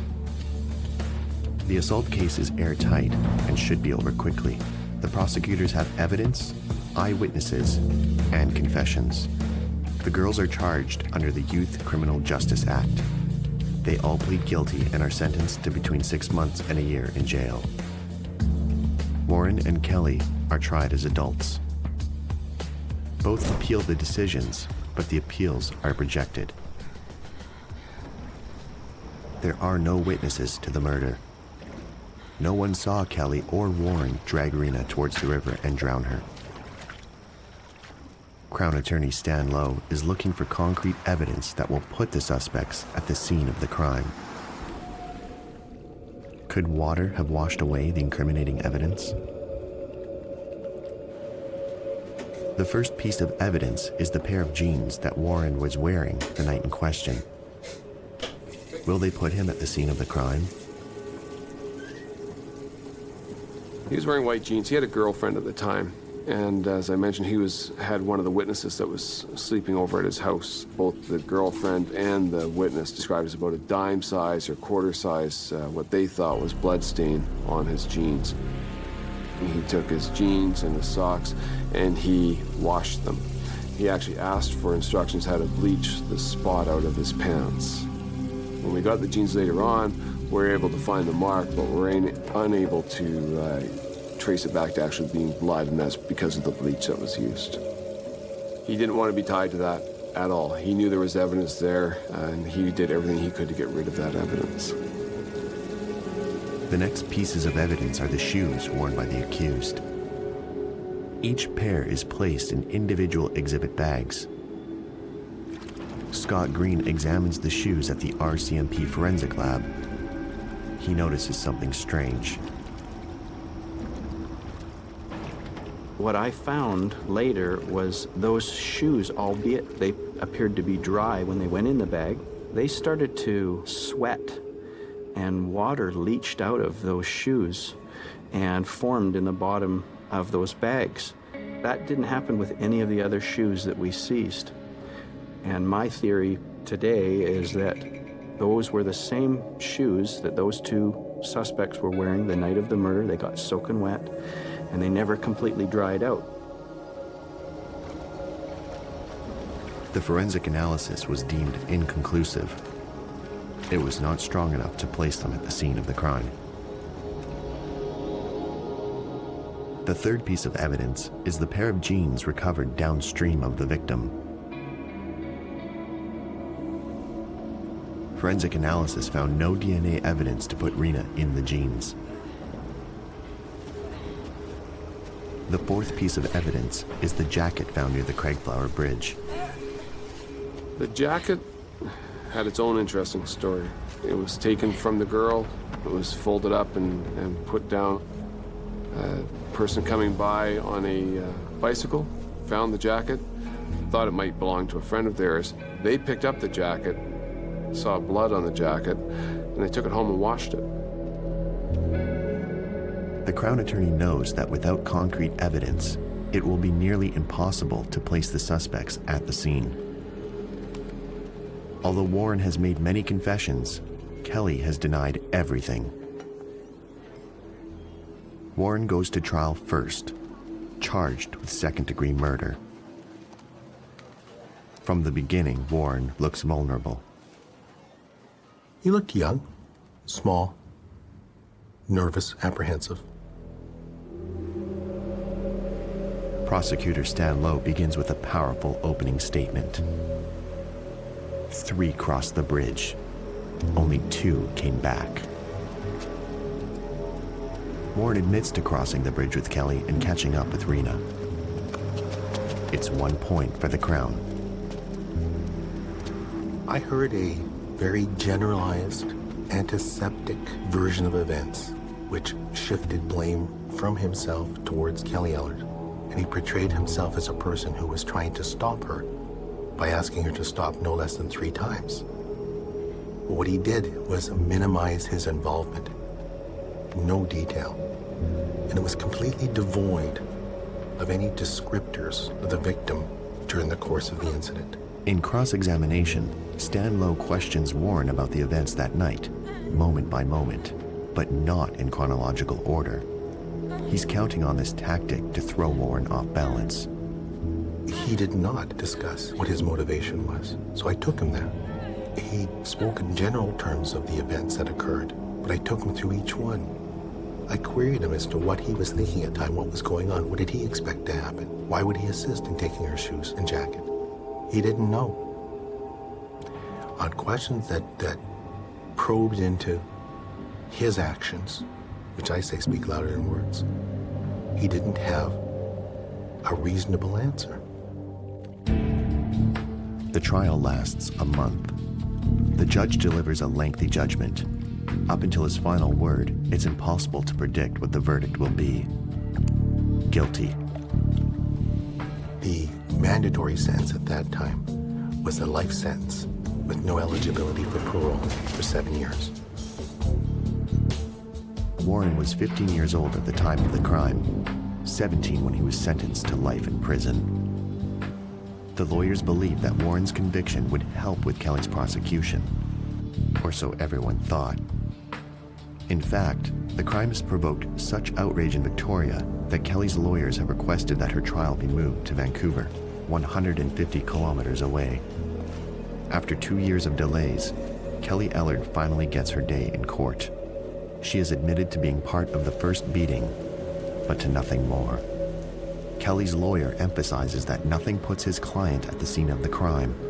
No DNA, no fingerprints, nothing.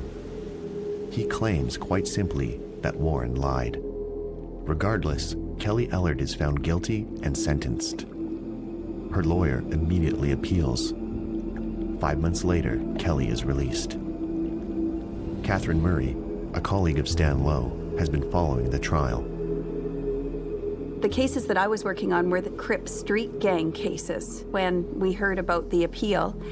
And I immediately phoned my office and said, I really want to do that Ellard case. Stan was involved in another murder trial, and I ended up taking it. This was a horrific crime. It just terrified the people of Victoria. For prosecutors, that's just the ultimate challenge. It really matters. While preparing herself for the trial, Catherine Murray learns that the jacket Kelly wore the night of the crime was seized during a search. It had what looked to be dried salt stains on the jacket, almost up to where the waist would be and up the arms a little bit. Robert Groves at the RCMP laboratory in Vancouver examines the stains on Kelly's jacket. He asks for a water sample from the river to be used for comparison. I wanted to try to replicate what would happen if this particular garment, not a garment similar to it, but this identical garment was in contact with seawater. What happens? So the collar was dipped, the water wicked up into the fabric. You could see it gradually soak up into it. When I felt that I had enough transferred, I removed the collar from the liquid and let the jacket dry. Once it dried, I was able to see a similar pattern of this random line of white material in the area where the collar had been dipped. And all I ended up finding basically was the sodium and the chlorine. So I was able to basically solve the puzzle to some degree that the jacket certainly could have been in contact with seawater. And because the elements that I found on my test area were indistinguishable from the elements I found from the questioned area. The evidence was not sufficient to put Kelly at the scene of the crime. However, Catherine Murray has an idea of how the jacket might still be put to good use. Murray develops another tactic. She asks Warren to testify at Kelly's second trial. Warren, by this time, was serving his sentence, and he was just working on himself. He was getting involved in all sorts of programs, taking counseling. Warren agrees to testify. 7 years after the crime, Kelly Ellard's second trial begins. This time, Kelly will have to face Warren for the first time since their arrest. Her demeanor was interesting. In direct examination by her lawyer, she was one way, and then in cross-examination, she kinda turned. And she kept telling me to hurry up. I was wasting her time. She'd cry. She'd deny over and over. At one point she said, no matter what you say, the answer's no. It was kind of an interesting examination. Warren told a very compelling story. He told how he and Kelly then started attacking the victim, beating her, punching her, how she fell to the ground.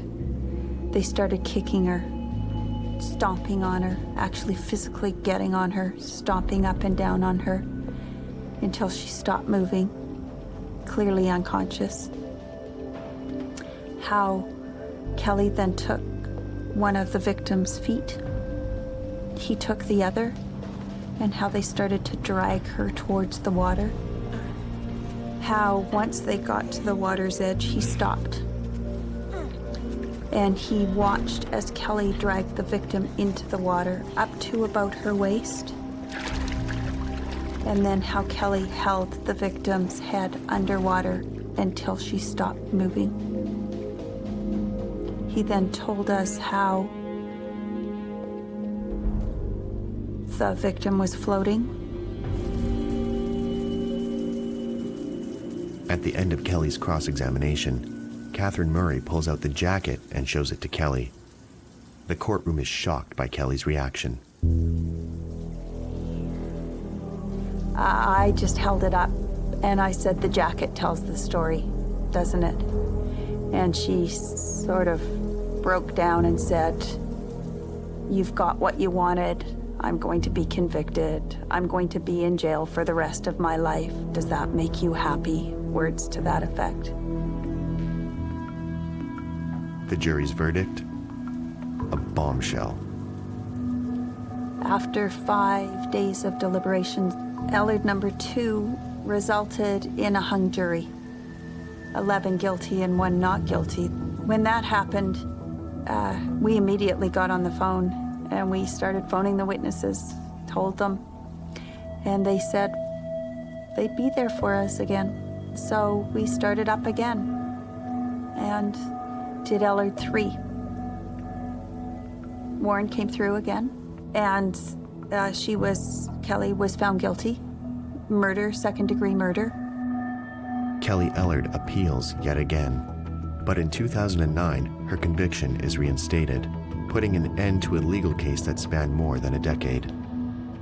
In 2007, after his apology to the Verk family, Warren Glowatsky is granted day parole. I don't think this girl died in vain. Her legacy has accomplished a lot. This made international news at the time. And what it did is it brought the issue of youth violence to the forefront, not just in this city or in this province, but right across the country. And it was significant.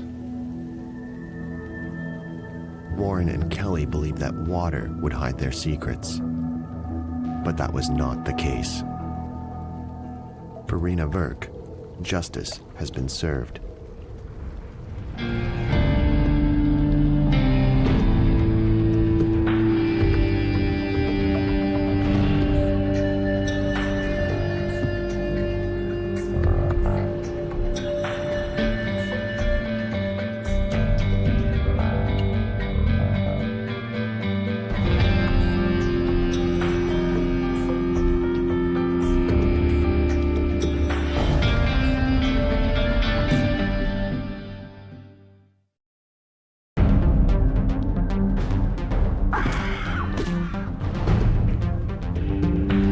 Source of life and cause of death, water can wash away clues, dilute evidence, and conceal corpses. For investigators, water can be a cunning opponent. For criminals, a most accommodating ally.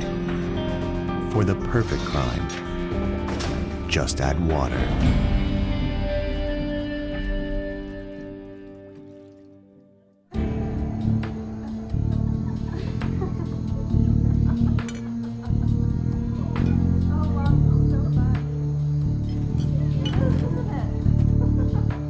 It was one of the most notorious crimes in Canadian history.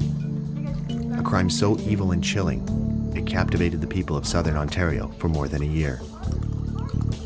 This case is protected by the Youth Criminal Justice Act. The identities of the victim, the defendants, and the witnesses cannot be revealed.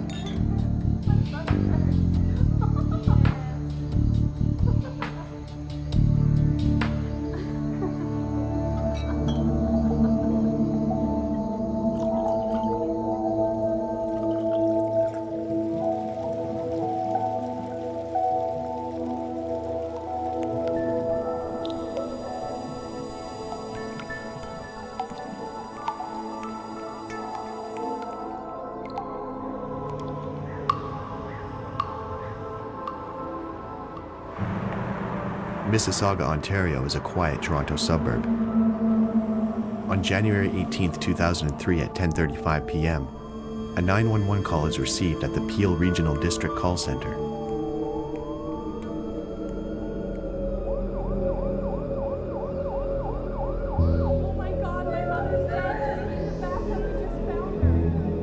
A distraught young girl tells the operator that her mother has drowned in the bathtub. The police and emergency response teams are dispatched to a house in a middle-class neighborhood.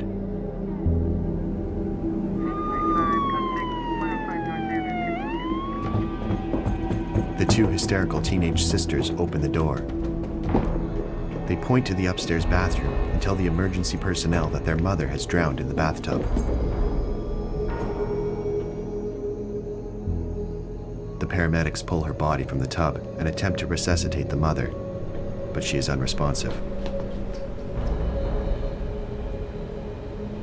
They cover her body with a sheet and leave it for the coroner to examine when he arrives.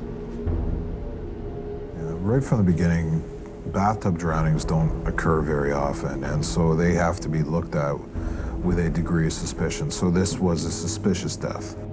I still have difficulty with believing that people drown in bathtubs on their own. I know it's possible to it, but I still have that mindset going in that until I prove it to myself, I don't believe it. Forensic Identification Officer Bernie Weber arrives at the house. His first task is to observe and photograph the scene. I actually arrived just shortly before the coroner. And so I go in, I photograph everything the way that I find it. I don't touch anything, I don't move anything. I don't even take the blanket off of the deceased. And I don't even want to get in to start moving anything until the coroner gives me that sort of authorization. I want him to see the scene the way that I have. We still didn't know exactly what we were dealing with. I did some photographs in other areas of the home, one which showed the living room, where everything was relatively neat and tidy, but there was a vodka bottle which was lying on its side on the coffee table. While Weber continues his inventory of the scene, Inspector Brent Magnus begins his preliminary investigation. He will be the first person to record the sisters' version of the events. Was your mother in the tub? They tell him they went to meet friends for dinner at Jack Astor's restaurant around 6 p.m. When they left, their mother was drinking heavily. And then what happened? When they returned around 10:30, they were shocked to find their mother unconscious, face down in the bathtub. During that brief interview or talking with the girls, they requested to go to the aunts. She agreed that the girls could stay with her. It was close by, and it was easy to take them to a place of safety. The girls are escorted to their aunt's house nearby. That scene was initially identified as a sudden death scene, and the coroner would have responsibility over that particular scene. The coroner arrives. He and Bernie Weber begin to reconstruct the sequence of events. A normal size between 5'2" and 5'5". She was slightly overweight. Whenever you start to move a body and they talk about that dead weight, it would have been very difficult, actually, even just for her small size, to try to get her out of the bathtub like the fire department did. So for things not to be completely knocked over within the bathroom wasn't a surprise. It was actually still relatively in order. So I was asked by the coroner to fingerprint her in order to identify her. I take a dark fingerprint powder on a brush. I put the powder onto the skin itself, and then what I do is I put a piece of tape over top of that finger, and then as I pull it away, I get that impression. So I'm left with the fingerprint impression, and I can use that for comparison. They are looking for clues that will tell them whether this was an accident or a homicide. In a case like this, the tiniest clue can take the investigation in a whole new direction. What has appeared to be just an accident can suddenly turn into a cold-blooded murder.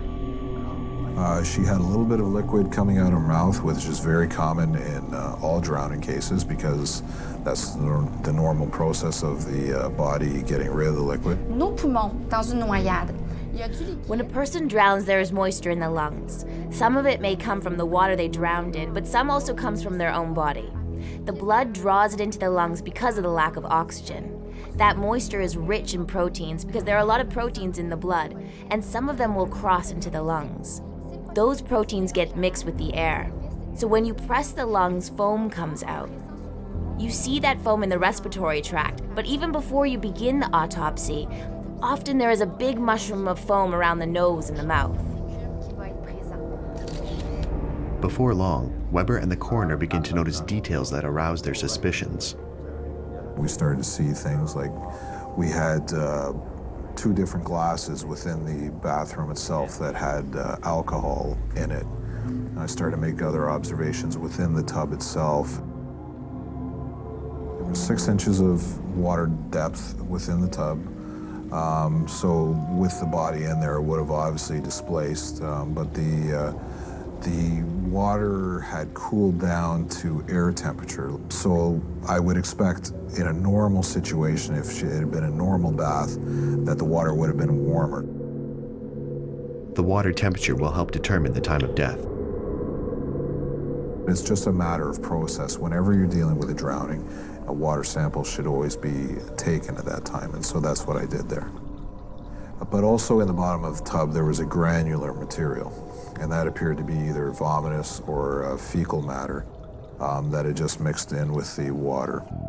This was not collected at that time because we were still in that process of trying to determine what sort of death that we had. So that was left in there because if something suspicious had come out of the post-mortem examination, I knew that we would be returning to the home under a criminal code warrant, and we could grab that at that time. The mother's body shows no signs of struggle, and no evidence of foul play can be found. But the investigators still consider this a suspicious death. We were hoping that something would come out of the post-mortem examination that would lead us to conclude one way or the other. The house is sealed off until after the autopsy. Police officers are posted to ensure that no one can enter the home and that all potential evidence remains intact. So far, everything seems to point to an accidental drowning.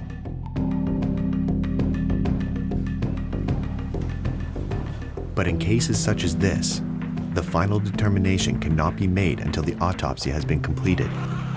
It is often the pathologist who finds evidence of foul play.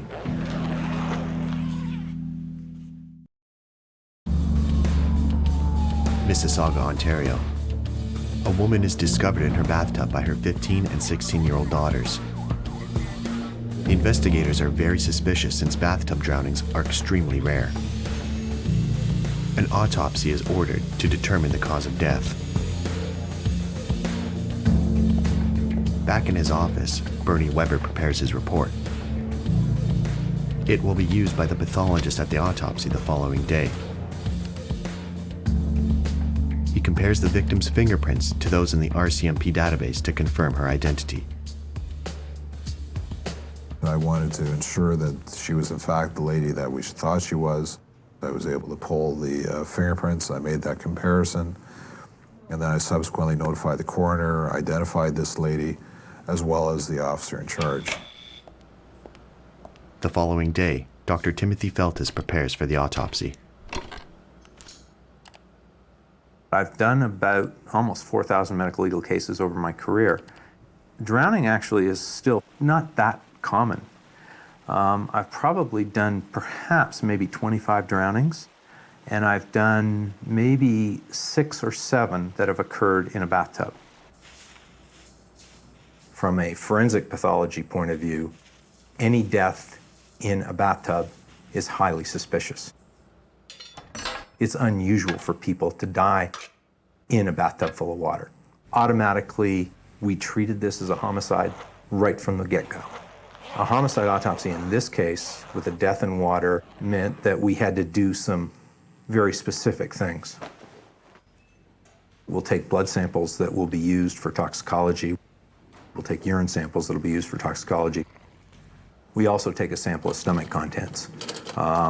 That's kind of a backup.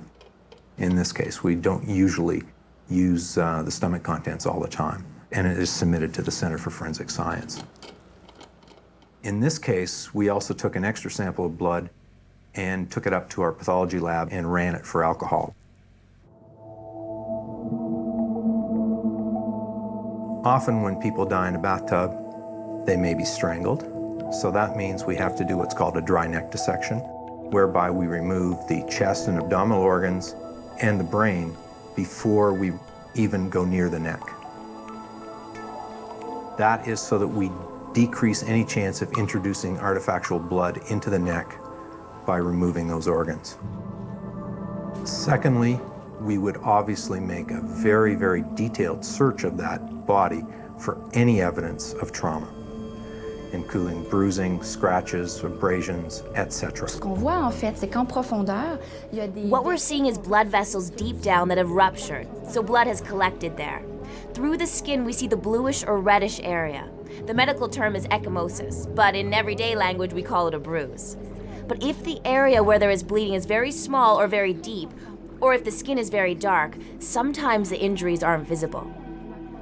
So as a precaution, we open all the tissue in the back and the back of the legs to see whether there are any injuries we have missed. The other thing that's important in this case to realize is that this woman who died was considered to be an alcoholic. Often, in alcoholic people, we will see evidence of bruising from various falls. What's interesting in this case is that there are no old bruises on this woman's body. Now, that doesn't mean that she isn't an alcoholic. She may be what are called a careful drunk. So I would have expected in this case that if there's a long history of alcoholism, that we might have seen evidence of previous falls with some bruising. That was not evident in this case at all. The results of the blood analysis have returned from the lab. We immediately, during the course of the autopsy, knew that this woman had a significantly elevated blood alcohol level in the range of 400 milligrams per 100 mLs. That is a potentially fatal level of alcohol. Levels of only 325 milligrams per 100 milliliters can be fatal to an average person. Now, somebody who's a chronic alcoholic might be very much different, but it's certainly a level under which somebody might pass out in a bathtub and accidentally drown. If you've taken enough alcohol and it depresses your central nervous system, it might suppress the cough response you have to get that water out of your lungs. And so that you can take the water in, the water just flows in a lot more easily than it would if you weren't inebriated with alcohol.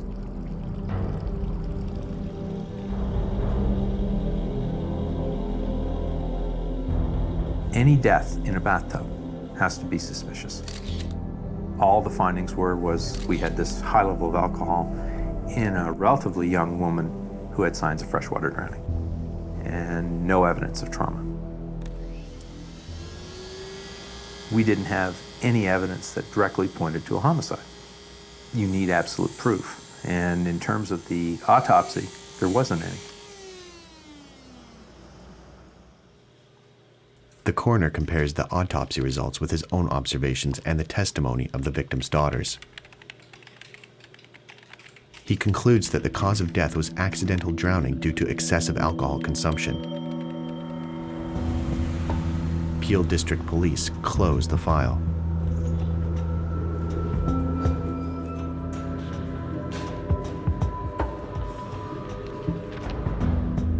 The sister's aunt becomes their legal guardian. The girls inherit nearly $200,000 from their mother's life insurance policy.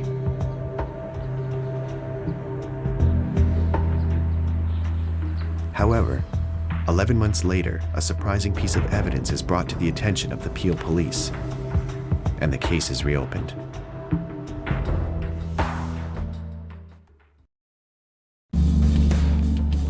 In Mississauga, Ontario, a woman is discovered drowned in her bathtub. Her teenage daughters find her body and call the police. In investigators are very suspicious because bathtub drownings are extremely rare. A full investigation, autopsy, and toxicology are carried out. The coroner concludes that it's an accidental drowning due to toxic levels of alcohol, and the case is closed.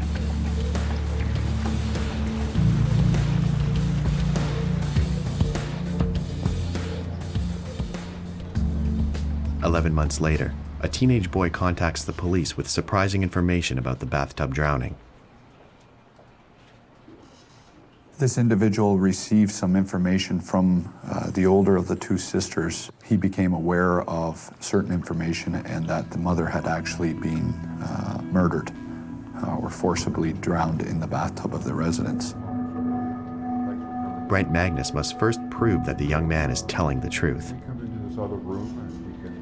I discussed it with a Crown attorney because initially when this information came forward through the friend, I realized that we would have to go to an authorization to intercept communications in order to corroborate what this friend was telling us.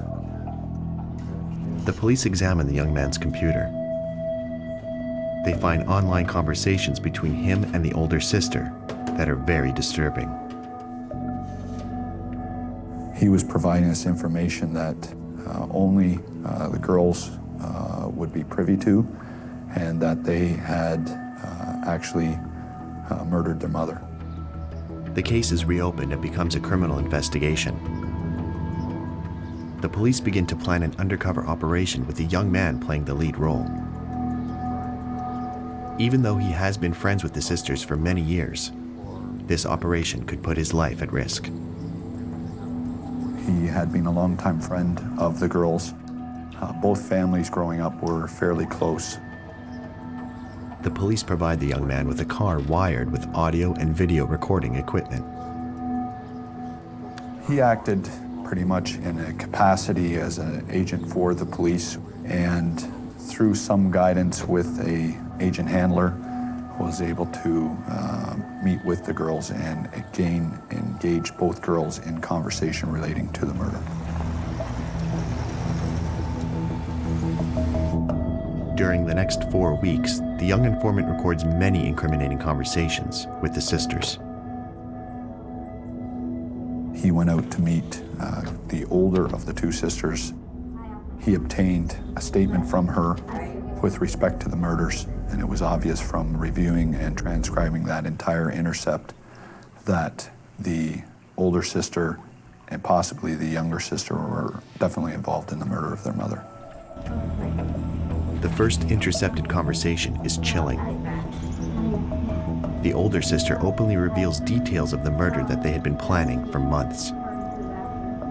I think initially you don't want to believe that a 15 and 16-year-old would murder a parent, and especially their mother. I mean, the videotape that the police set up was brilliant because these girls had no idea they were being videotaped. In fact, at one point, I think it's the older girl, she gets into the car and the first thing she says to their friend is, "I'm not being videotaped, am I?" The sisters came from a broken home. For many years, their mother had been turning to alcohol to deaden the pain of 2 failed marriages. They were able to use the mother's weaknesses against her, which was the recent relationship breakup with her boyfriend. When this occurred, she would consume alcohol.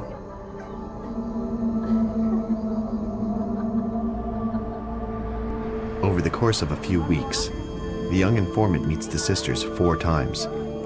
The meetings produce many hours of recordings and dozens of leads that must be followed up. One startling discovery comes out in the first recording. The girls had given their mother deadly cocktails of vodka and Tylenol 3, a potent painkiller containing high levels of codeine. We realized we should do a toxicology test looking specifically for codeine. A warrant is issued to release the blood and urine samples taken from the mother a year earlier. A full analysis on the samples and relayed to us that the mother had a abnormal amount of codeine in her system at the time of her death. The investigators have the proof they need. The next step is to plan how to arrest the sisters and their accomplices. I had officers assigned to find out what schools they went to and any other background information we could dig up on them. The police are concerned that news of the arrests will spread quickly through the community. They're afraid the accomplices might have the opportunity to consolidate their alibis. Because the younger generation of people are in communication with one another more readily through cell phones, through Blackberries, internet, it wouldn't take a very long period of time for individuals to realize that the girls were arrested. It would be difficult to prevent accomplices from communicating online and covering up important information. The investigators had to come up with a fail-safe strategy.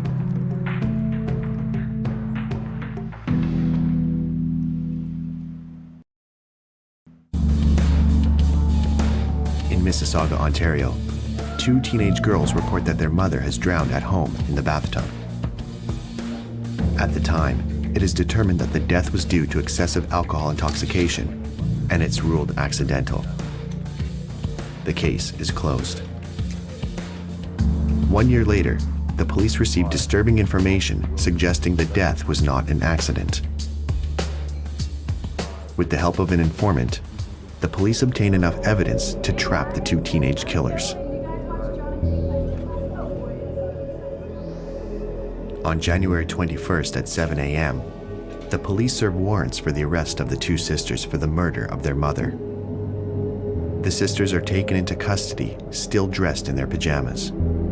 They were brought into the homicide area of Peel Regional Police. They were obviously separated. We did not want them talking or influencing each other during that process.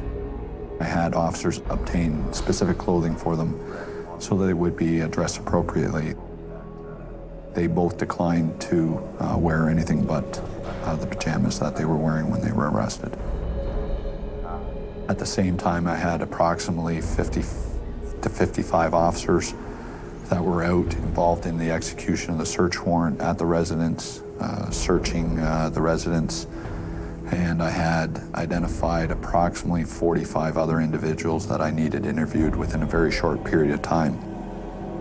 Anybody I thought could provide us information on the girls or the murder of the mother, and I had to keep in the back of my mind to have the girls' family interviewed first.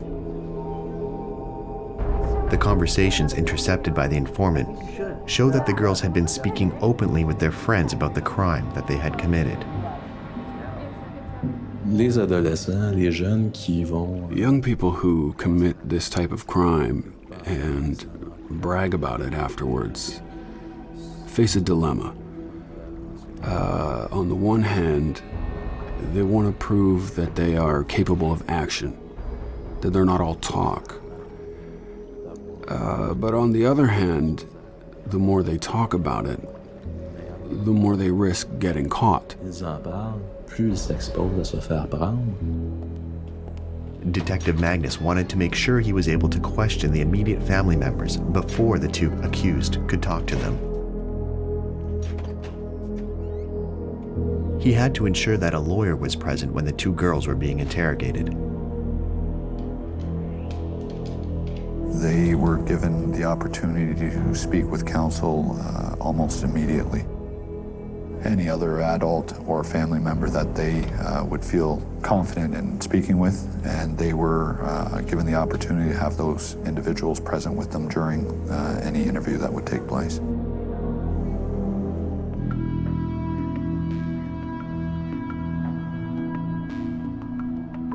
Right from the start, both sisters denied any involvement in their mother's death.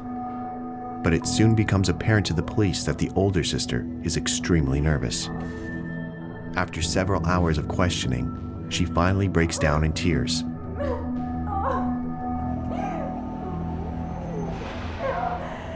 She admits to her role in the murder and describes it in detail.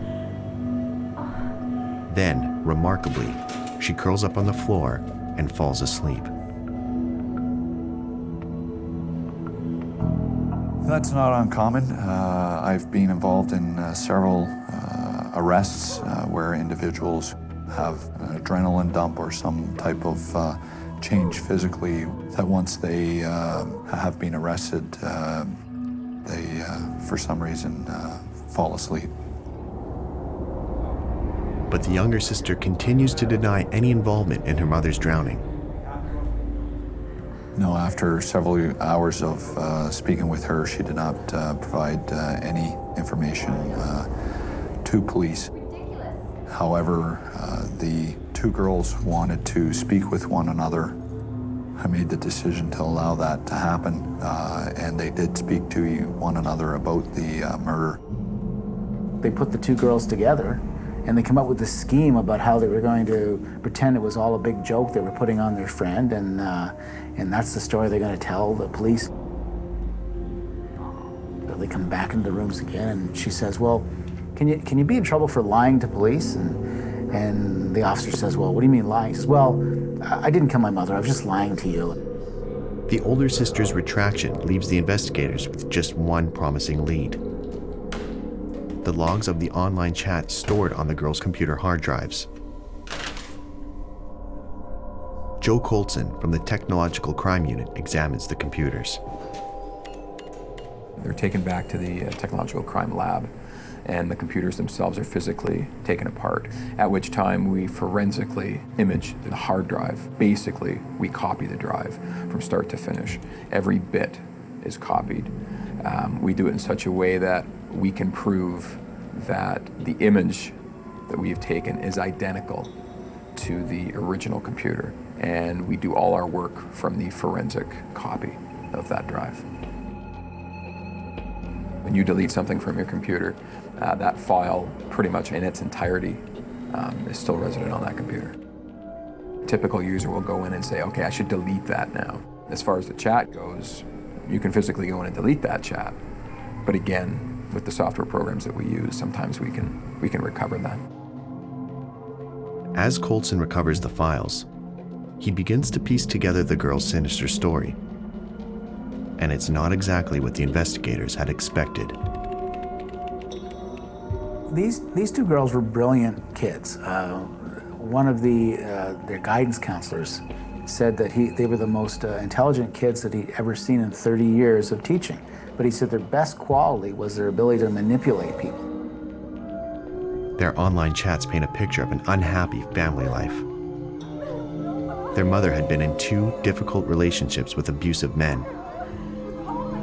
They accused their mother of spending more money on alcohol than on their well-being. They began to fantasize about a better life without their mother. Within a very short period of time, their entire lifestyle started to change. Around the time that they came up with the plan, they started hanging out with different people than they used to. They started skipping school, started using drugs and alcohol. I realized after examining some of the intercepts that this was actually not a spur-of-the-moment homicide or murder, that this was planned and calculated, researched by both individuals.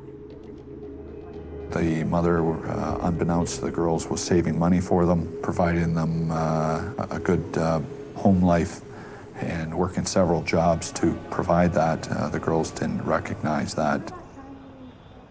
Once the girls sat down and came up with the idea of killing their mother for insurance monies, I believe they hatched the plan through research and talking with some friends.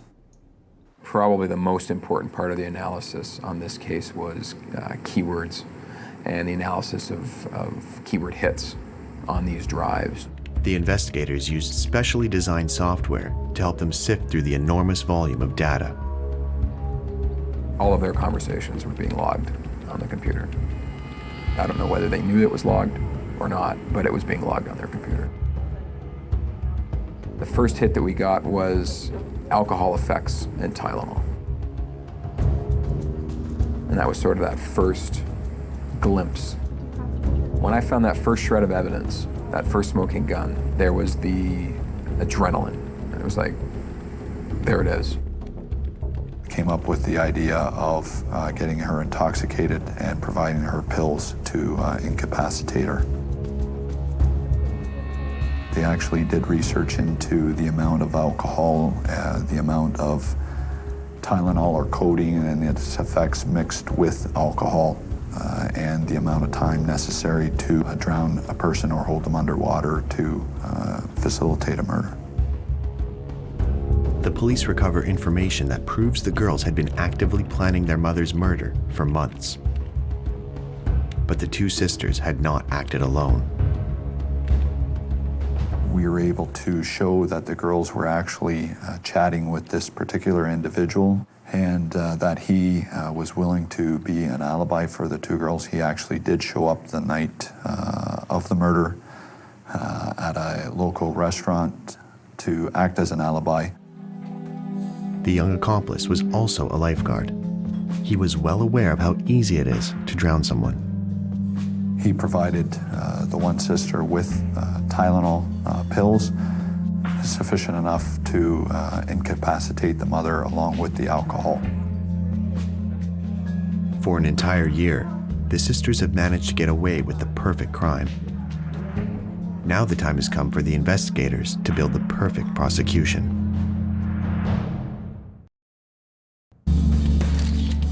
Southern Ontario is shocked by the news that a one-year-old accidental drowning case has been escalated to murder. The accused are two teenage sisters from Mississauga. They are arrested and charged with drowning their mother. After months in a detention center, the two sisters are accompanied by their lawyers to their bail hearing. Surprisingly, they are still wearing their pajamas. I've covered, hundreds and hundreds of cases, the last 10, 15 covering crime, and I'd never ever seen two girls so young show up in court dressed in their pajamas, especially two girls who were allegedly arrested for killing their mother. And I thought, what's going on here? Their immediate family and circle of friends believe the police have made a terrible mistake. In fact, during the bail hearing, there was laughter throughout the whole courtroom. The father didn't believe it, the aunt certainly didn't believe it, their cousins thought it was a big joke. After their hearing, their lawyers talked to the media. Their lawyers came out and said that, these poor girls were wrestled out of bed and they weren't allowed to dress, and the cops did this, and it's just a terrible story. And of course, what we didn't know at the time was the girls lived in their pajamas, refused to get dressed, and had spent the better part of the day before just sparring with seasoned interviewers about what happened.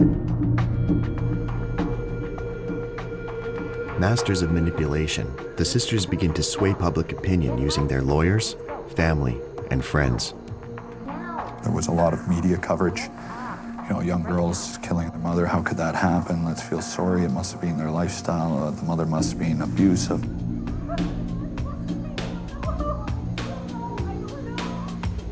Some 4 months after their arrest, they were given bail with specific conditions placed on them by the judge. And one of those conditions was being to remain within the residence where they were residing, which was the aunt's house. The girls are released from the detention center and placed under house arrest with their aunt until the trial. It just meant that they weren't free to do anything they wanted. I mean, they could go to school if they could have. They could have gone to doctor appointments. They could go to work if they wanted. They just had to be with somebody chaperoning them. Some of the computers were given back to the family. We actually obtained a lot of the evidence from a computer that had been brought with them from their previous residence.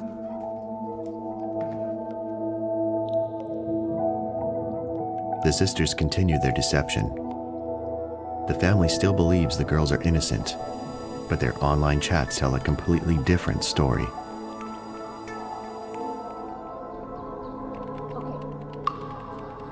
And they spend that entire year living at the aunt's house. And this is the aunt whose sister they have killed.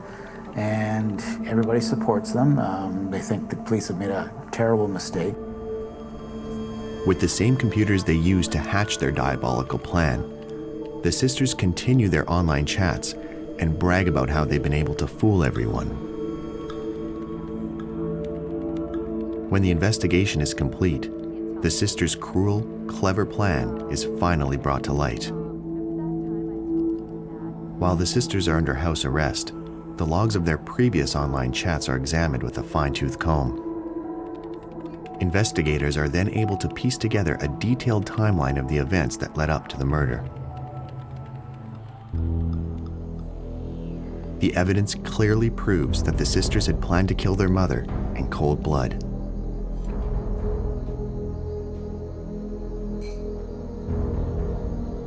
It's our belief that the girls poured drinks for the mother, provided her pills, which was not abnormal for them to do that.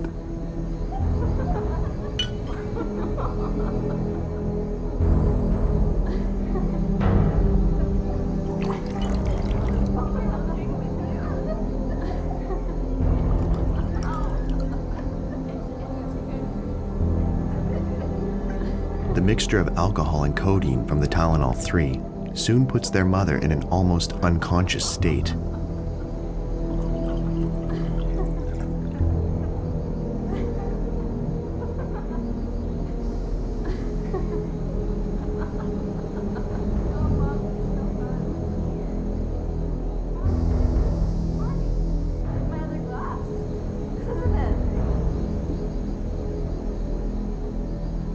While their mother is heavily sedated, the sisters fill the tub and prepare the bathroom.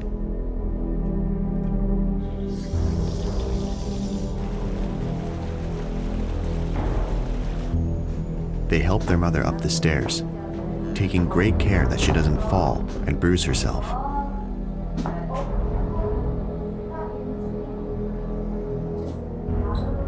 The older sister helps her mother climb into the tub.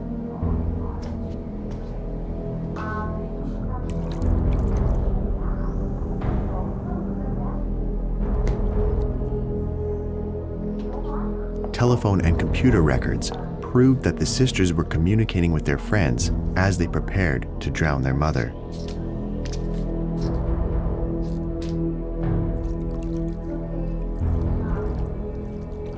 The older sister puts on latex gloves, then holds her mother's head under 15 centimeters of water until she stops breathing.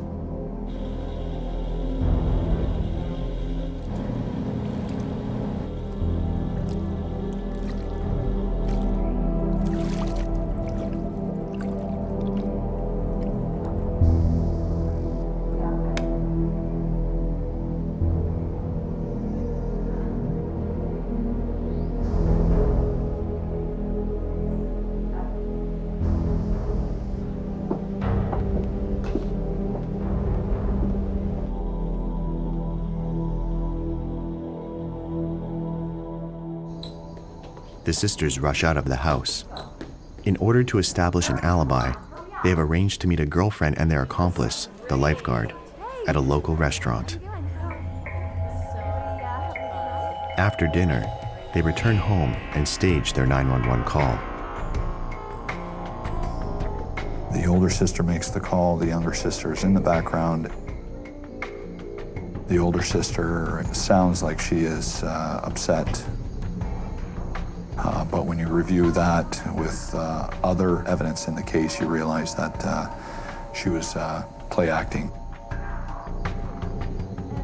911 operators asked the girls to provide the mother assistance if they found her just drowned in the tub.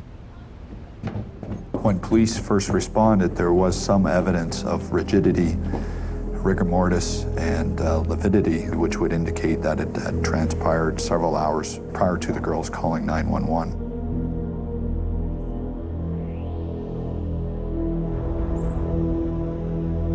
One year after their arrest, the trial begins.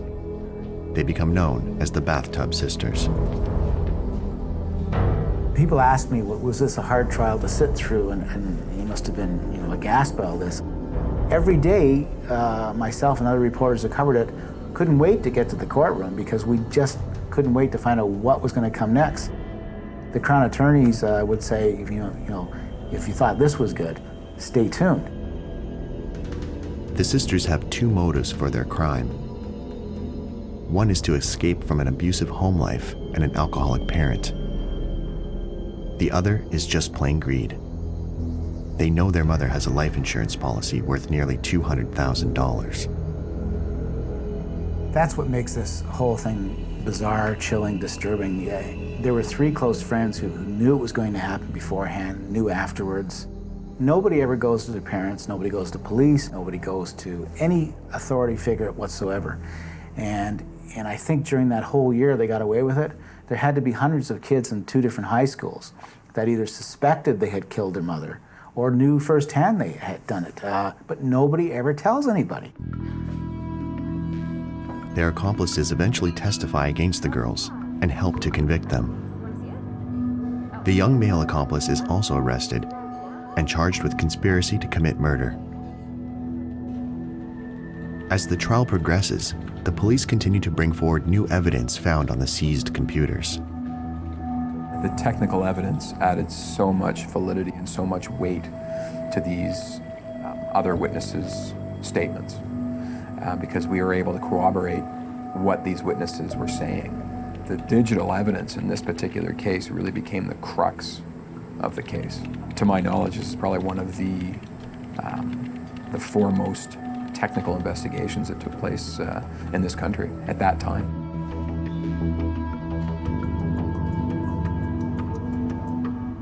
After a trial lasting several weeks, Justice Bruce Duncan hands down his decision. Their mother is obviously... He says the two defendants set out to commit the perfect crime, but instead, they created the perfect prosecution. The case against them is overwhelming. He declares that this is the strongest case he has ever seen in over 30 years of prosecuting and judging criminal cases. He finds the defendants guilty of first-degree murder.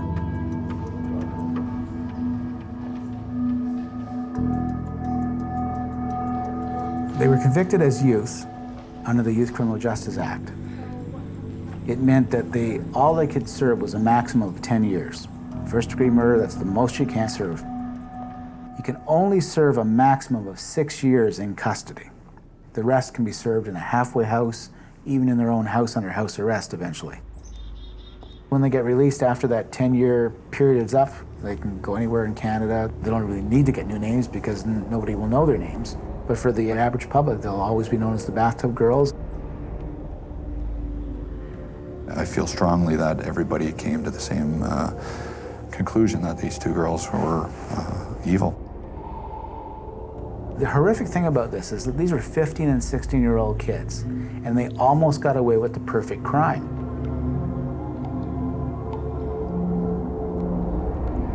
The deadly power of water was used to cover up an almost perfect crime. The mother's drowning would have gone unpunished had it not been for one person following his conscience. Once again, water would have been a ruthless accomplice. Silent. Perfect.